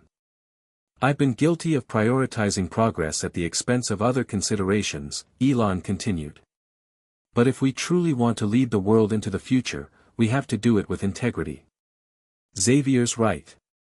We can build a better future, one that benefits everyone. With that endorsement, the tide began to shift. The resistance started to dissipate, and more team members became vocal supporters of the initiative. Xavier felt a surge of hope and determination. This was the beginning of something monumental. But the road ahead wasn't without its challenges. Xavier had to navigate the delicate balance between maintaining the legacy of technological advancement that his family had built and shaping the future in a way that aligned with his values. There were moments of doubt, times when he questioned whether he was asking too much, expecting too much. But he knew that the path to meaningful change was rarely easy. A few months into the project, Xavier was invited to speak at a global summit on the future of AI. It was an enormous opportunity, one that would put his vision front and center on the world stage. His team had worked tirelessly to refine the Humanity First Initiative, and the moment of truth had arrived. This speech would not only test his ability to communicate his ideas but also determine if the world was ready to listen. As he prepared for the summit, Xavier spent countless hours refining his message, rehearsing his speech, and engaging with experts from around the world. He knew that if he was going to make an impact, he needed to present his vision clearly and persuasively. The day of the summit arrived, and Xavier stood backstage, his heart pounding with anticipation. The audience was filled with some of the most influential figures in technology, government, and academia. As he stepped onto the stage, he felt a rush of emotions, excitement, fear, and a deep sense of purpose. He cleared his throat and began. "Good morning, everyone. I stand before you today not just as a member of the Musk family, but as someone who believes deeply in the power of technology to transform lives. But I also believe that with great power comes great responsibility." His words resonated with the audience, who sat in rapt attention. He went on to outline the core principles of the Humanity First Initiative, emphasizing the need for ethical guidelines, transparency, and a focus on human well-being in the development of AI and other technologies. Technology should not be a tool for profit alone, Xavier concluded, his voice steady. It must serve the greater good. It must be a force for positive change in the world. Together, we can ensure that the future we build is one that honors the dignity of every individual, the environment, and the societies we are shaping. The applause that followed was overwhelming. Xavier had done it. He had not only introduced a new vision for the future of technology but had also positioned himself as a leader in a movement that could redefine the way the world approached innovation. As he walked off the stage, he felt a deep sense of fulfillment. This was only the beginning, but for the first time, he knew that the change he sought was within reach. The path ahead would be long, and there would be obstacles to overcome, but Xavier was no longer afraid. He was ready to reshape the future, and this time, he would do it on his own terms. The weeks following Xavier's speech at the Global AI Summit were a whirlwind of activity. Media outlets around the world covered his groundbreaking speech, some with excitement, others with skepticism. But the ripple effect had begun. People from all corners of the tech industry, academia, and even the public began to take notice. They saw something different in Xavier's message, a shift from the traditional race for innovation at all costs to a more thoughtful, sustainable approach that prioritized humanity. Xavier had known that he would face resistance, especially from those who had spent their careers building empires on the fast-paced, often ruthless expansion of technological frontiers. But what he hadn't expected was the overwhelming outpouring of support from those who were hungry for change. Entrepreneurs, social activists, and even government officials reached out to him, expressing their eagerness to work together toward the principles he had outlined. The world was ready for a new kind of innovation. Still, there were obstacles. Xavier's initiative, while gaining momentum, was met with strong pushback from powerful figures who felt that the ethical framework he proposed would slow down progress and hurt the bottom line. Some executives in the Musk family enterprises questioned whether the Humanity First initiative would compromise the speed and agility that had driven their success. The challenge was clear: how could he integrate this new approach without slowing down the innovations that had made their names synonymous with breakthrough technology? Xavier spent countless hours meeting with his father and key executives, discussing how they could implement ethical guidelines without hampering the company's growth. One evening, after a particularly tense meeting at Tesla's headquarters, Elon pulled Xavier aside. "You've created something big," Elon said, his tone both admiring and somber. "But don't forget, the world still wants change fast. There's always going to be resistance to slowing down." Xavier nodded, taking in his father's words. "I know. But speed without meaning is just noise. It's not about pushing the pedal to the metal without considering where we're headed. We have to get the world to see that we're not choosing between progress and ethics. We can have both." Elon looked at him for a moment, clearly considering his words. "It's going to be a hard sell, Xavier. But you're right. I see it now. You've got to find a way to show that change doesn't have to come at the cost of speed." With that, a new plan began to form, a plan that would integrate ethical considerations into the heart of each project without sacrificing their innovative edge. It would be a delicate balance, but Xavier was determined to find a way. He had never shied away from challenges, and this would be no different. The first major test of this new approach came sooner than he expected. One of the family's key ventures, a new AI-powered healthcare technology that promised to revolutionize patient care, was under development.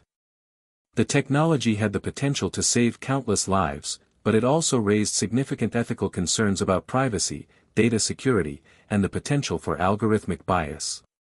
Xavier knew this project was a litmus test. If he could successfully implement the Humanity First initiative here, it would set the tone for the rest of the family's work moving forward.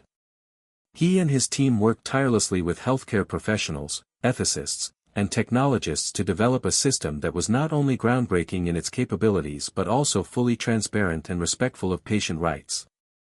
The first prototype was launched amid much fanfare, with media coverage touting it as a revolutionary step in personalized healthcare.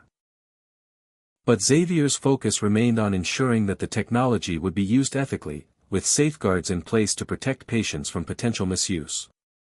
He worked closely with legal experts to draft a comprehensive set of guidelines for the use of patient data, ensuring that transparency and accountability were built into the system's design. The project received widespread acclaim, not just for its technological advances, but for its ethical considerations. Xavier's approach to balancing innovation with responsibility was lauded as a model for the future of AI and healthcare. For the first time, people began to see the power of integrating ethical standards with cutting-edge technology. It wasn't just about building the next big thing, it was about building a better, more equitable world. But despite the success, the challenges weren't over. Xavier's vision was ambitious, and not everyone in the Musk family saw eye to eye on how far they should go in implementing these ethical frameworks. Some saw it as a necessary step forward, while others were still focused on speed and maximizing profits.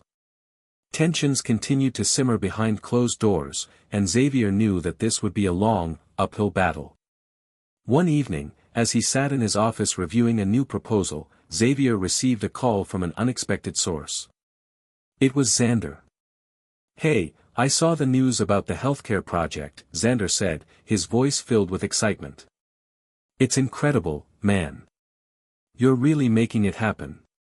Xavier smiled. "Thanks, Xander. It's a step in the right direction, but there's a lot more work to do." "Don't let them slow you down," Xander advised. "I know it's tough, but you're onto something big. Don't let the pressure make you doubt yourself. People will always try to push back against change, but that's because change is what scares them." Xavier paused, grateful for his friend's unwavering support. "I know, and I won't. But it's more than just me now.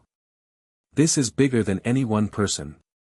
This is about creating a future we can all be proud of." Xander chuckled. "I know you're not in it for the glory, but you're building something that's going to change everything.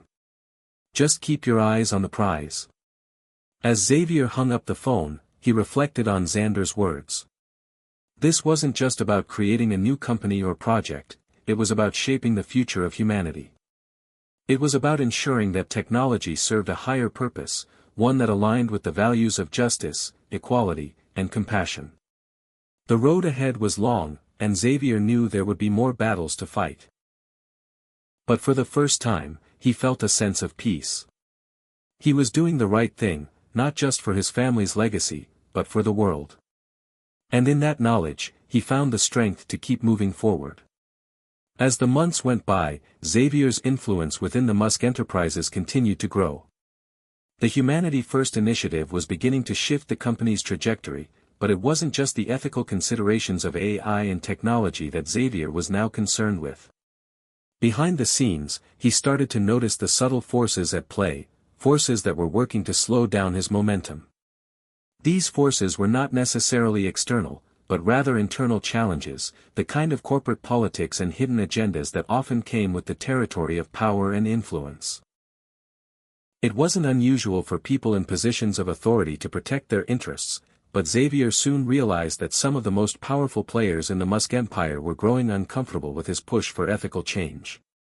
At first, it seemed like small setbacks, delays in projects, a lack of support in key meetings, and minor sabotage in the form of negative feedback to the press. But Xavier, with his keen sense of intuition, could feel the undercurrent of resistance gaining strength. He confided in his father during one of their regular dinners at their private family compound.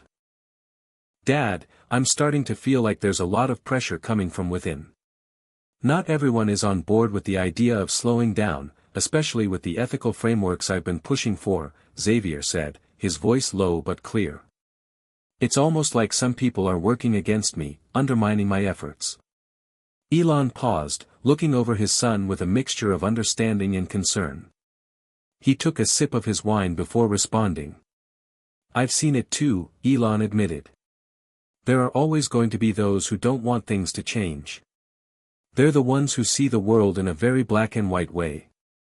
Progress is about moving fast, taking risks, and ignoring the consequences. They've built their careers on that mentality." Xavier leaned forward, his hands clasped tightly. "But that mentality isn't sustainable anymore. We can't afford to ignore the consequences of our actions. If we keep pushing without thinking about the long-term effects, we're only setting ourselves up for failure." "I can feel it in my gut, Dad. We're headed for something worse if we don't change course." Elon studied his son for a long moment before replying. You're right. The way we've been doing things has gotten us this far, but it's not a blueprint for the future. Still, you have to understand that not everyone is going to see it the way you do. There are people who have made their mark by playing the game the old way. They don't like it when someone comes in and shakes things up. Xavier's mind raced. He knew his father had seen the same forces at play.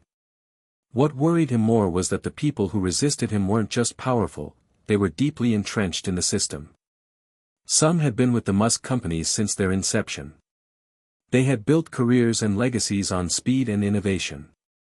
If they felt threatened by his approach, they could dismantle everything he was trying to build from within. Despite this, Xavier wasn't willing to back down. He knew that if he gave in, his vision would never come to fruition. His father, though supportive, was caught in the balancing act between his son's idealism and the ruthless pragmatism that had made the Musk empire what it was. Xavier needed allies, people who could help him navigate the complex world of corporate politics and stay true to his values. It was time to look beyond the confines of the family enterprise. One evening, Xavier invited a small group of trusted individuals to a private dinner. The group included technologists, ethicists, and influencers who shared his values. Among them was Dr. Elena Patel, a leading AI ethics expert who had become a close ally in recent months. She was the one who had helped draft the first version of the Humanity First initiative and had become one of Xavier's most vocal advocates. Elena, Xavier began, his voice steady but urgent, I think we need to take this movement outside of the Musk companies. The internal pressure is growing too strong. We've got to show the world that this is not just a family initiative, it's a global necessity. Dr. Patel nodded thoughtfully, her sharp eyes reflecting a depth of understanding. I agree. We've spent so much time trying to convince the people in your family's company, but there's a whole world out there that's hungry for change. If we can build alliances with other companies, NGOs, and thought leaders, we can create a coalition that's powerful enough to force the change we need. Xavier's eyes brightened. What if we take the Humanity First initiative global? We create a movement, not just a set of guidelines. We bring together the brightest minds in tech, policy, and ethics to make sure we're not just another voice in the crowd but the voice that shapes the future. The idea resonated with the group. They spent the rest of the evening brainstorming how to take Xavier's initiative to a global scale. The plan was ambitious: launch a global summit focused on ethical AI, technology transparency, and responsible innovation. Invite stakeholders from all over the world, including companies, governments, and independent organizations, to sign a new global pact that would guide the future of technological development. But Xavier knew that such a bold move would attract even more resistance, especially from the old guard within his father's companies. The timing had to be perfect, and it would require a delicate dance between advancing the cause while not alienating the family business entirely. A few weeks later, as Xavier prepared for a crucial meeting with his father, he received an unexpected message. It was from one of the Musk family's top executives, Greg Foster, someone whom Xavier had once considered an ally. The message was brief but urgent: we need to talk. Xavier's stomach churned. He had known Greg for years and had trusted him. If Greg wanted to meet with him now, it could only mean one thing: the internal conflict was escalating. The meeting took place in a small conference room at Tesla's headquarters. Greg sat across from Xavier, his expression somber. Xavier, Greg said, rubbing his hands together nervously. I know you've been pushing for these changes, this Humanity First thing, but you need to understand something. The family's not going to back you on this. Not entirely. There are people who feel you're moving too fast, and they're not afraid to make their voices heard. Xavier felt his pulse quicken. What are you saying? Greg hesitated before answering, his voice barely above a whisper. I'm saying if you push this any further, you could be on the outside looking in. There are powerful forces within this company who are prepared to take drastic action to protect the old way of doing things. And right now, they're mobilizing. Xavier's mind raced. He had known this moment would come, but hearing it from Greg, someone he had trusted, hit harder than he expected. "I'm not backing down," Xavier said firmly. "If I have to fight for this, I will. But I need your support. If you believe in this, you have to stand with me." Greg looked away for a moment before meeting Xavier's gaze. "I'm not sure what's going to happen next. But if you want to take this fight outside of the family, count me in." Xavier exhaled, feeling a sense of resolve settle over him. The battle was no longer just about his father's company, it was about creating a new world, one where ethics and technology went hand in hand. He had crossed the point of no return. There would be resistance, but this time, he was ready for it. Xavier's world had shifted dramatically in a matter of weeks. His decision to bring the Humanity First initiative to a global scale was no longer just an idea, it was becoming an undeniable force. The internal tensions with the Musk empire were escalating, but as much as they tried to hold him back, he was determined to see it through. Now, the real challenge lay ahead. Convincing the world that this initiative was the future, and more importantly, that they could no longer afford to ignore the consequences of unchecked technological advancement. The summit was set. Xavier had partnered with Dr. Elena Patel, tech leaders from across the globe, and advocacy groups to assemble a coalition that could not only back the initiative but push it forward with real force. The event, which would take place in Geneva, Switzerland, promised to be one of the most significant moments in tech history, an open invitation for anyone who cared about the ethical future of AI, data, and innovation to come together and sign a new global pact. Behind the scenes, the planning was meticulous. Every detail was scrutinized, from security to the selection of speakers, all designed to create a media storm that would further elevate the initiative. But Xavier knew this wasn't just about the press, it was about building a movement that would outlast any corporate resistance and set the tone for how future generations would think about technology. Elon, despite his reservations about some of Xavier's decisions, agreed to attend the summit. He hadn't openly opposed the Humanity First initiative, but it was clear he was still navigating the fine line between supporting his son's ideals and staying true to the aggressive business strategies that had made his company successful. As the summit drew nearer, Xavier could feel the pressure mounting. The stakes were higher than ever. The Musk companies, while still supporting his initiatives on paper, were quietly ramping up their opposition to the global pact. Powerful figures within the organization were not going to let Xavier change the course of the business without a fight. Yet, as determined as Xavier was to implement change, he wasn't blind to the fact that a global initiative was a risky move. When the day of the summit arrived, Xavier stood in front of a room filled with luminaries from every corner of the tech and ethical world. The ballroom at the International Conference Center in Geneva was buzzing with anticipation. Cameras clicked, reporters jostled for a good view, and attendees whispered among themselves. It was an electric atmosphere, filled with hope, but also tension. Everyone knew that what would transpire that day could change the direction of technological innovation for decades. As the opening keynote speaker, Xavier took to the stage, his heart pounding in his chest. Standing at the podium, looking out over the audience, he could feel the weight of history pressing down on him. This wasn't just a speech. This was his chance to shape the future. "Ladies and gentlemen," Xavier began, his voice steady but charged with purpose. "We stand at the precipice of a new era. Technology has brought us unimaginable advancements, from artificial intelligence that can change the very fabric of healthcare to innovations that have the potential to transform how we live, work, and connect with one another. But with these advancements come unprecedented challenges.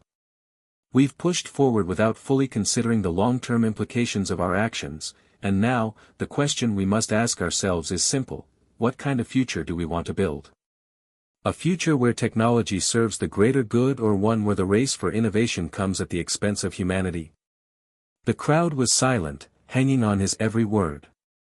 Xavier's voice grew stronger, his resolve unwavering. "We have the opportunity to set a new precedent. A precedent where ethics, transparency, and accountability guide every new technological development. A precedent where innovation serves not just the few, but the many. The Humanity First initiative is not just a vision for one company, one person, or one nation, it is a call to action for the entire global community. Together, we can create a future where progress is measured not only by the speed of innovation but by the quality of the impact it has on the world. As he finished, the room erupted into applause. The energy was electric, but there was still an underlying tension.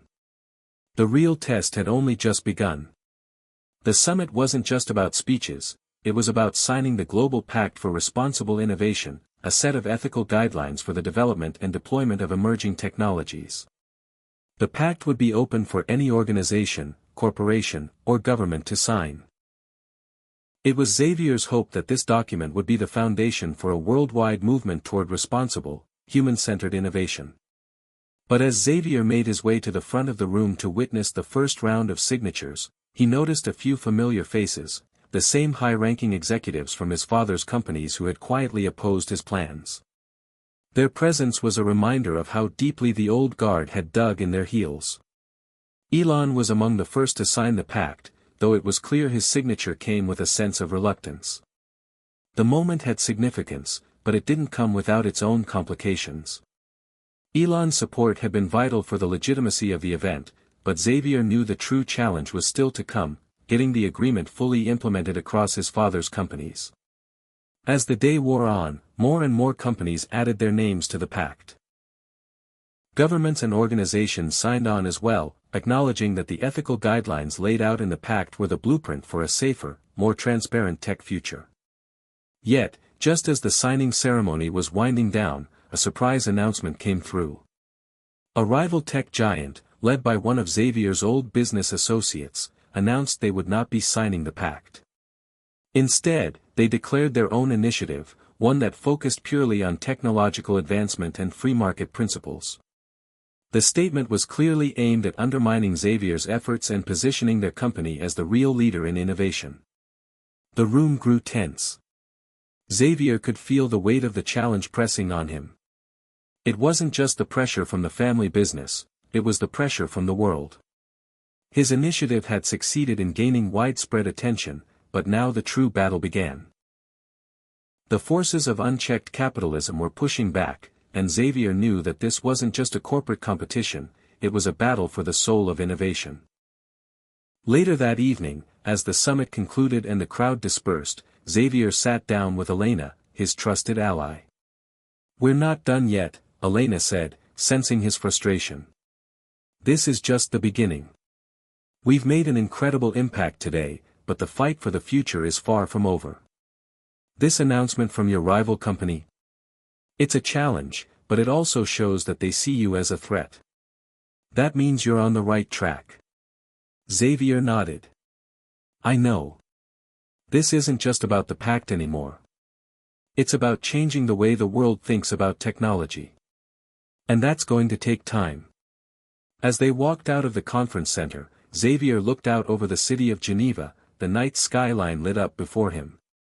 The world had just taken its first step toward a more responsible future, but he knew that the journey was far from over. The real battle was just beginning. The days following the summit were a whirlwind. Xavier was inundated with media requests, interviews, and offers of collaboration. His initiative had gained massive attention worldwide, but not everyone was applauding his efforts. The backlash from the rival tech giant, which had refused to sign the Global Pact for Responsible Innovation, was just the beginning of what promised to be a fierce battle.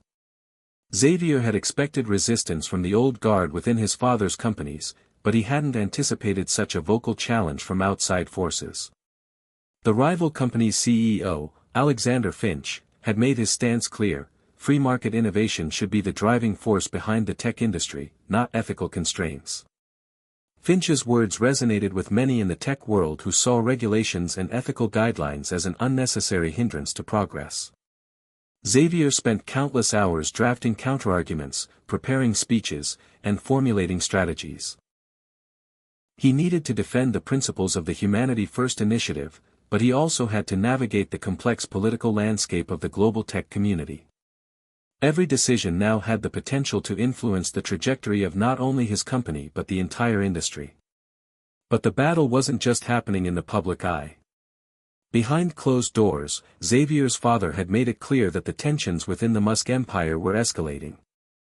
The powerful executives who were once Xavier's allies now seemed to be walking a fine line between support and passive resistance.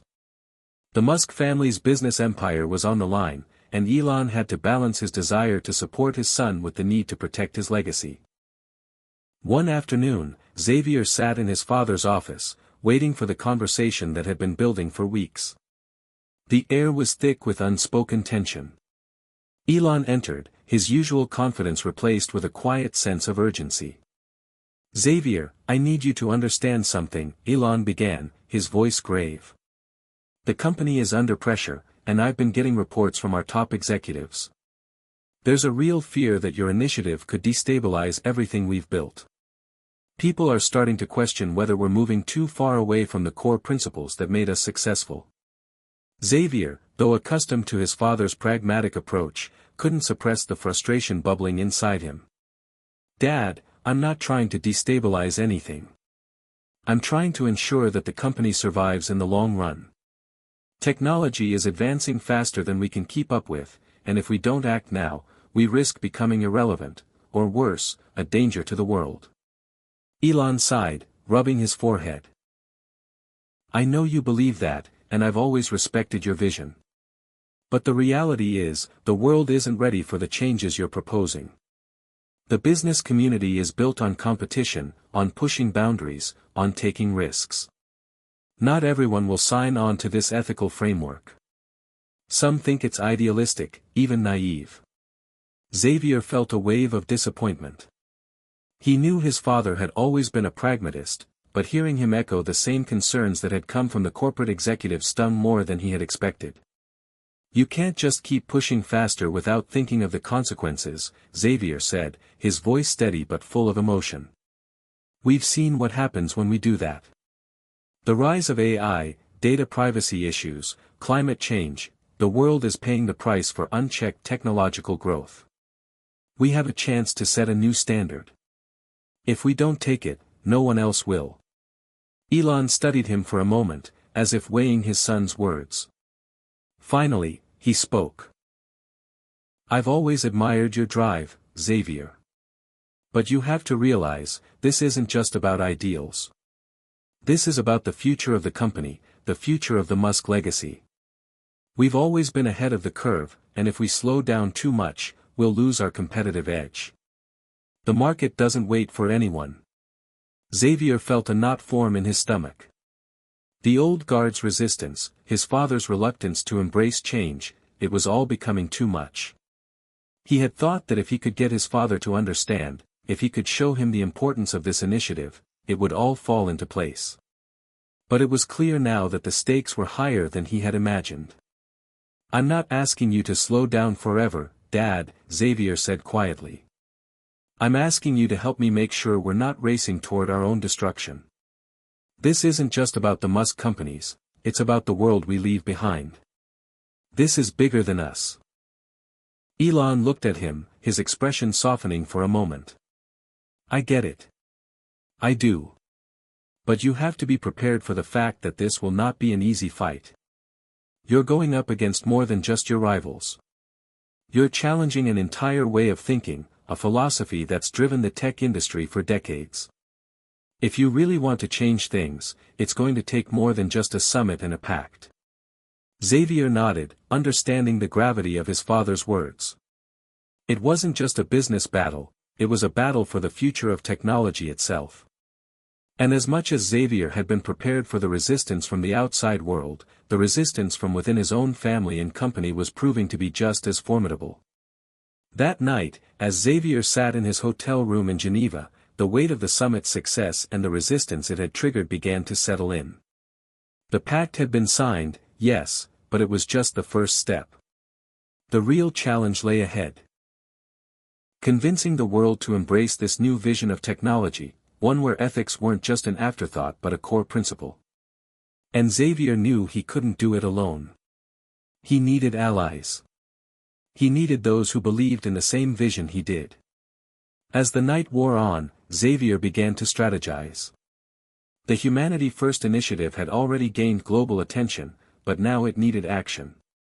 He would work tirelessly to gather support from other companies, governments, and influencers. The battle for the future of technology had just begun, and Xavier was ready to fight for it. But little did he know, the most significant challenges were yet to come.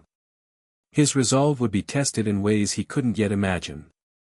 The world was watching, and every move he made would be scrutinized. Xavier stood at the edge of the proverbial cliff, peering into the abyss of what lay ahead. The summit had been a success, yes. The pact had been signed, commitments made, headlines splashed across the globe. But the road to revolution was never paved with applause. It was, instead, a winding path filled with bumps, turns, and the occasional tumble down a well-placed set of corporate steps. Back in the United States, the tech world had divided into factions. Xavier's Humanity First initiative was the talk of Silicon Valley, but it was far from universal acclaim. Some companies had signed the Global Pact for Responsible Innovation without hesitation. They were the true visionaries, those who recognized that the future could no longer be built on the unchecked ambition of an industry that had already lost its moral compass. Others, however, took the more cynical route. These tech giants, led by figures like Alexander Finch, had made it clear that ethical constraints were little more than a pesky speed bump in their quest for market dominance. For them, regulation was a dirty word. Innovation? A race. And they intended to win. Meanwhile, Xavier was facing the most frustrating kind of opposition, the kind that wasn't just about dollars and cents, but about ideology. These were the diehards, the believers in the infallibility of capitalism, the champions of disruption, the ones who would argue that if you weren't growing, you were dying. In the comfort of his office, however, Xavier had no time for such trivialities. He had his eyes set on the next chapter. His father had given him the rare gift of a harsh reality check. This is about more than ideals, son, and Xavier couldn't help but take it to heart. But it wasn't just the business side he had to manage. There was an even more subtle force at play, a pressure that he hadn't fully anticipated: public opinion. Elon had made an offhand comment once, one of those throwaway fatherly lessons that sounded wise at the time, but which now seemed eerily prophetic. The world is fickle, Xavier. One day, they love you for making electric cars, the next they want you to solve world hunger. Or maybe just get them a really cool self-driving car that doesn't crash. It's like trying to keep a houseplant alive in a hurricane. He'd laughed at the time, but now, as his phone buzzed with notifications of the latest articles criticizing the initiative, he could see exactly what his father meant. The backlash was rapid. Headlines screamed about corporate overreach and government control, all the familiar buzzwords designed to stoke fear. A few of the companies who had initially joined the pact began backpedaling, quietly distancing themselves from the more stringent clauses. Their reasoning? Market volatility. Disruption. Innovation at any cost. It was becoming clear that the world wasn't ready for Xavier's kind of change, not yet. But change was exactly what it needed. And Xavier, for all his frustrations, wasn't about to back down now. "Let's get one thing straight," he muttered, pacing around his office as his assistant, Julia, watched him warily from the door. "This isn't about ideals. It's about survival.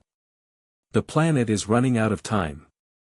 If we don't fix the way we think about technology, what it is, what it does, and what it means for people, then we'll be standing in the ashes of our own hubris." Julia raised an eyebrow.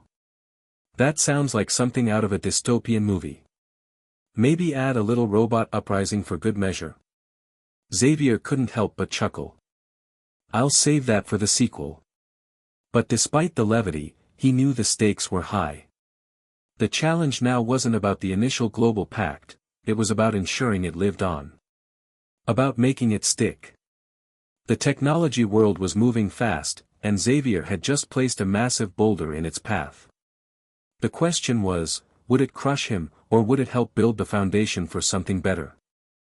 That night, as he sat alone in his office, Xavier stared at his reflection in the dark window. The city lights blinked below, like a million possibilities flickering in the distance. What kind of future would he build? One where technology was a force for good, or one where progress led to chaos? The decision lay in his hands. And as much as he wanted to push forward, hell-bent on changing the world, he realized that it wasn't enough to simply disrupt. He needed to outthink the resistance. Out-innovate it. Bring the very thing that scared people the most, responsibility, into the heart of innovation. It was a gamble. But then again, what was innovation without a little risk? Just as Xavier was mulling over his next steps, his phone buzzed again. This time, it wasn't a headline. It was a message from Elena Patel. "I need to talk to you. Urgently. Something big is happening." His heart skipped a beat. He quickly dialed her number. "Xavier, you've got to see this," Elena's voice crackled over the line. "I've just gotten word, your rival, Finch's company, they're launching a new AI project. But get this, they've incorporated everything you're doing, but with one major difference. They're promising to revolutionize the industry, without the ethical constraints. It's being marketed as pure innovation. It's a direct challenge to the pact you just signed. And it's being backed by some major investors." Xavier felt a wave of dread wash over him. This was exactly what he had feared. Finch wasn't just challenging him with words anymore, he was doing it with action. The game had just gotten a lot more complicated. He closed his eyes for a moment, then looked back at the city below. "Let's play, then," he muttered to himself. The real fight had just begun. But Xavier was ready. It was time to show the world that ethical innovation wasn't a dream, it was a reality. And no amount of corporate backlash or dystopian rhetoric would stop him. Xavier's mind raced as he hung up the phone with Elena. The revelation she had shared felt like a punch to the gut. Finch's company had not only developed a competing project but had also framed it as a threat to the very core of the Humanity First initiative. They had taken everything Xavier had been advocating for, the promise of AI, innovation, and revolution, and turned it into a marketable product devoid of any ethical framework. It was pure, unrestrained innovation. They promised to push the boundaries without the encumbrance of responsibility. Pure innovation, Xavier muttered to himself. A slick marketing ploy. But is it really that simple? He stared at the empty space of his office, a room once full of hope and determination. Now, it seemed suffocating. He had spent so much time talking about the future, his vision for technology being a force for good, guiding humanity into a brighter tomorrow, but reality had thrown him a brutal curveball. It wasn't just about ideas anymore. It was about survival, strategy, and influence. He rubbed his temples, trying to steady his thoughts. The weight of his father's words echoed in his mind. The market doesn't wait for anyone. Elon had been right. The marketplace was now the battleground, and Xavier had to find a way to win, not just for his initiative, but for the future of technology itself. In the weeks following the announcement of Finch's new AI project, the media frenzy was palpable. Headlines that had once lauded Xavier's summit now questioned his ability to lead in the face of such fierce competition. Analysts were quick to pick apart the gaps in his plan, highlighting how Finch's unrestrained approach to innovation could lead to unprecedented technological growth. It's a race to the top, they said. And Xavier Musk's ethics are holding him back. Xavier spent sleepless nights crafting responses, debating with his team, and consulting with leaders in the tech world who had supported his initiative. But nothing seemed to quell the rising storm of doubt. Even among his allies, there was a growing sentiment that Finch's model, bold, risk-tolerant, and free from ethical regulation, was the future. Some of his former supporters began to waver, tempted by the promise of unregulated progress. It was in one of these dark moments that Xavier found himself walking the streets of San Francisco late one evening. The city, bathed in the glow of streetlights, seemed to mirror his state of mind, fractured, uncertain, and in need of direction. He had spent years fighting for this moment, only to find that the world didn't always embrace change as he'd hoped. But there was something else happening in the city, a movement bubbling just beneath the surface. People were talking. The streets were alive with conversation about ethics in tech, responsible development, and the true costs of innovation. While the corporate world pushed its boundaries further, the people, the ones who would eventually use these technologies, began to raise their voices in opposition. Xavier turned a corner and entered a small cafe. Inside, a few patrons sat scattered at tables, typing away on laptops or chatting quietly. The barista greeted him with a nod, and he took a seat at a window facing the street. He took a deep breath, trying to clear his mind. What he needed now wasn't just strategy, it was insight. He needed to understand how the world was viewing his fight. Was he the visionary?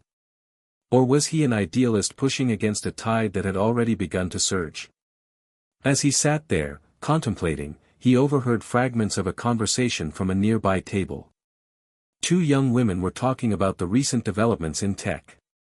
The Musk guy, right? Xavier Musk? He's the one with that whole ethical AI thing, one of the women said, her voice full of curiosity. I mean, I get why he wants to slow things down, but do you think it's even possible? The future of tech is about pushing boundaries, not playing it safe. Her friend nodded. Totally. But I also heard about this other company. Finch's, I think. They've got this AI project that doesn't care about restrictions. It's bold. I mean, imagine what could happen if we just. She paused as if considering the implications. I don't know. Maybe Xavier's right about the consequences. It's not just the tech that's dangerous, it's how people use it, you know. Xavier leaned forward, intrigued by the words. He had assumed that his message had been lost in the corporate noise, but these young voices seemed to hold an understanding that went beyond mere competition. They saw the potential for technology to change lives, but they also saw its dangers. The conversation continued, but Xavier's mind was already racing with new possibilities. Maybe he wasn't losing the fight after all. There was still a growing movement of people, everyday people, who cared about the ethics of innovation, who understood the consequences of unchecked power. They were talking about it. And if they were talking, they could be organized. Later that evening, Xavier made a call to his closest allies. Elena, he said, his voice determined, we need to do something. It's not enough to keep debating with Finch's camp. We have to make the people understand why this fight matters. The public needs to see the bigger picture, that ethical innovation isn't just some corporate buzzword, it's what will define our future. We need to give them something tangible, a movement they can rally behind. Not just a pact, but a vision. A call to action. Elena's voice crackled through the line, filled with energy. I think you're onto something. Let's take this beyond just boardrooms and press releases. Let's take it to the streets. Let's talk to the people. Xavier nodded, his conviction growing stronger. It wasn't just about tech CEOs or corporate strategy. It was about a revolution in how people thought about technology, and how they interacted with it. The world was changing, and Xavier was determined to lead that charge, to show that the future didn't have to be defined by corporate greed, but by a shared sense of responsibility. And so, with newfound resolve, Xavier and Elena began to map out a plan that would move the initiative from boardrooms into public squares, from high-stakes negotiations into everyday conversations. It was time for the people to speak up. It was time for the next phase of the Humanity First initiative to begin. Xavier's days blurred together as he and Elena worked around the clock to execute their plan. The fight wasn't just about influencing a few powerful leaders in boardrooms anymore. They were pivoting to a strategy that would target the heart of society itself, the people. The first step was to amplify the conversation.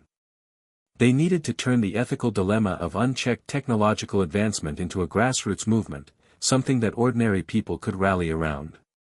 Xavier was no longer just the face of a corporate initiative, he was about to become the symbol of a movement, one that would challenge the very foundations of how society interacted with technology. They started by hosting a series of public forums, town halls, and open discussions in cities across the country. They invited technologists, ethicists, philosophers, and everyday citizens. The message was clear: responsible innovation was not just for the elite, it was for everyone. It was about ensuring that the next wave of tech would serve humanity, not just a handful of shareholders. At first, the crowds were small. A few dozen people showed up, curious but cautious. But as word spread, the energy began to shift. Xavier's authenticity resonated with people. They saw that he wasn't trying to sell them anything. He was offering a vision for a future where technology didn't just serve the rich or the powerful, it served everyone.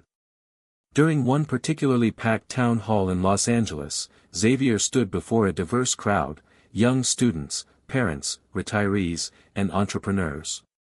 His voice boomed through the microphone as he laid out his vision. "I know what some of you are thinking," he said. "You're thinking that innovation is moving too fast, that we're too far behind to put the brakes on. But I'll tell you something: if we don't take control now, if we don't make sure that the technology we create serves the greater good, then we'll be left with a world where machines decide who gets a future and who doesn't." A murmur of agreement rippled through the crowd. Xavier saw the glint of hope in their eyes. This wasn't just a conversation about machines, it was a conversation about values, about what kind of world people wanted to live in. And they were listening. After the town hall, Elena pulled Xavier aside. "You were incredible tonight. People really connected with you. But I think we need to take it further. We need a viral campaign, something to get the message into every household." Xavier nodded, deep in thought. "You're right. It's time for the next phase. We need to take this to the digital age." And so, they launched a campaign called #FutureWithEthics. It was simple: a call for everyone, from tech enthusiasts to stay-at-home parents, to get involved in the conversation about responsible technology. They created a viral video with ordinary people, from children to grandparents, talking about the role they wanted technology to play in their lives. Some wanted AI to help with medical research, others wanted it to assist in sustainable farming. There were even calls for more humane automation in workplaces. The campaign exploded. Social media was flooded with posts, hashtags, and stories. The #FutureWithEthics campaign spread like wildfire. Videos, memes, and stories were shared millions of times. Celebrities, tech influencers, and even people from completely unrelated fields began voicing their support for the movement. It wasn't just about Xavier anymore, it was about an idea. The idea that the future of technology should prioritize the well-being of humanity, not just profits. Even some of Xavier's fiercest critics started to waver. Alexander Finch, the CEO of Finch Technologies, was forced to respond. He issued a public statement dismissing the movement as naive, claiming that only through unregulated innovation could society truly progress. But his words came across as defensive, almost desperate. It was clear that Xavier's message was starting to resonate. Then came the moment that Xavier had been waiting for. A huge tech conference in San Francisco was just days away, where the top tech leaders, investors, and media would gather. Xavier saw this as his opportunity to push the movement even further. He knew that Finch would be there, unveiling his latest AI innovations. The stage was set for a showdown. But this time, Xavier was prepared. He wasn't going to show up with just more speeches and sound bites. He was going to show the world that people, ordinary people, were behind this movement. He had organized a massive rally to take place right outside the convention center, where thousands of people would gather in solidarity for the future they wanted to create. The day of the conference, the atmosphere was electric. The rally outside was massive.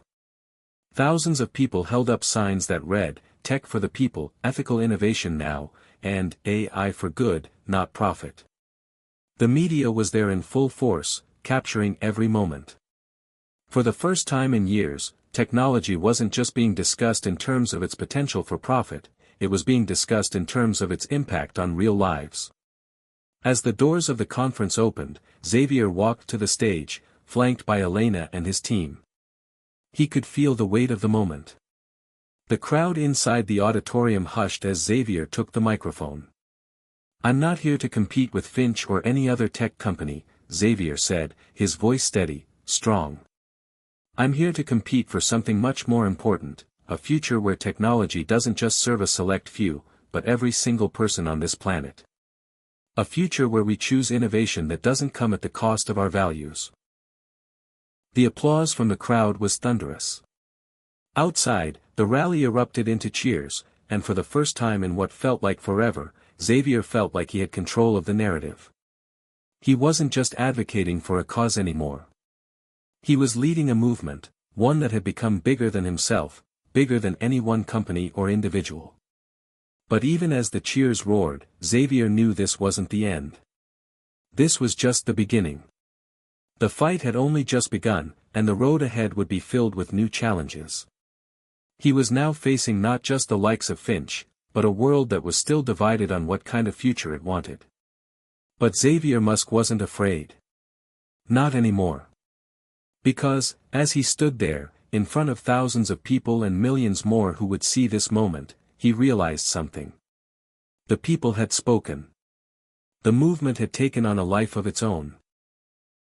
And no matter how powerful the forces of unchecked innovation were, they could never match the power of the people united for a better future. And the future? It was with ethics. It was with humanity. The days that followed the San Francisco rally were a whirlwind of media attention, press interviews, and strategic meetings. Xavier had become the face of a new movement, one that transcended the typical power struggles in the tech industry. His vision was now a beacon, and people from all walks of life rallied behind it.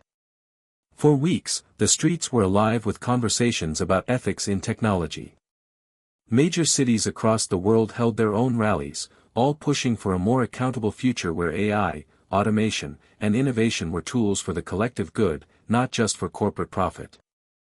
Xavier's message, one of compassion, responsibility, and shared progress, had resonated deeply. But even with all the public support, Xavier knew the hard work was only just beginning. He sat in his office one afternoon, his eyes fixed on the digital map of the world on his screen, which now showed the reach of the #FutureWithEthics campaign. The impact was undeniable, public opinion was shifting. Investors were beginning to question the ethics of unchecked innovation.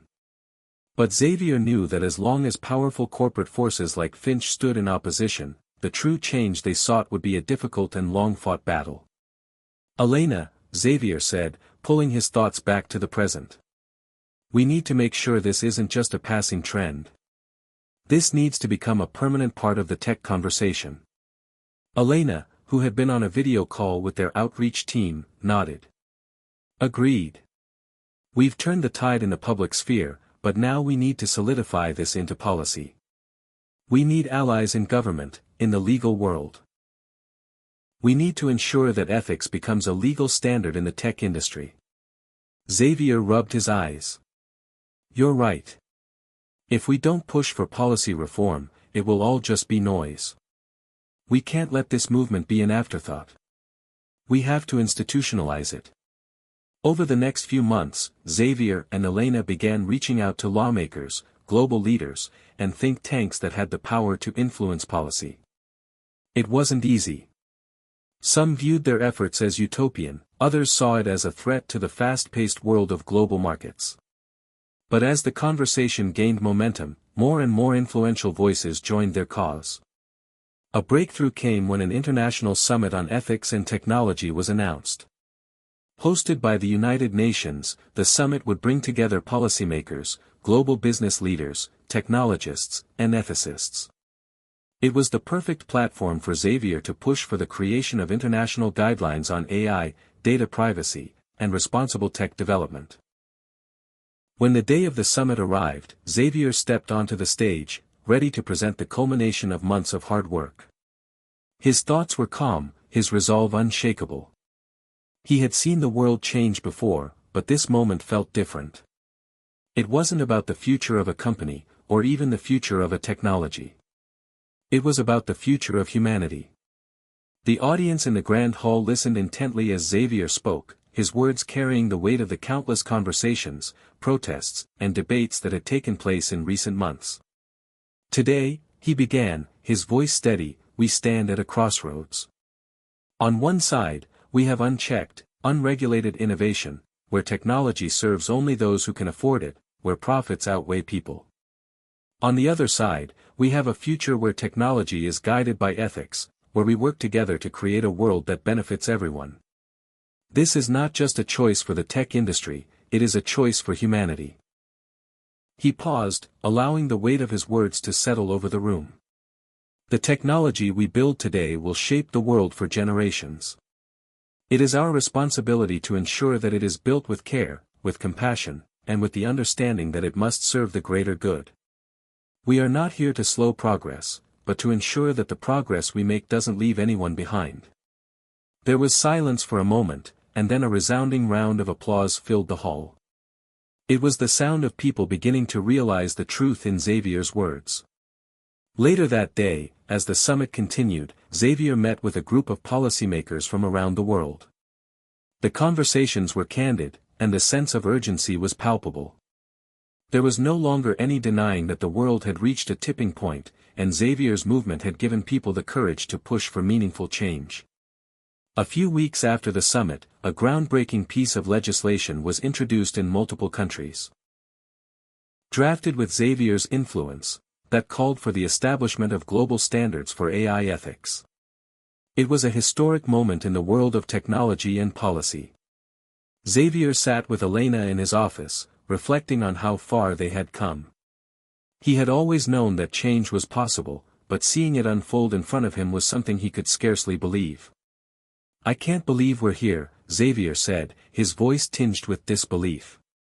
"This movement has grown beyond anything I imagined." Elena smiled, her eyes bright. "We're just getting started. The real work is only now beginning.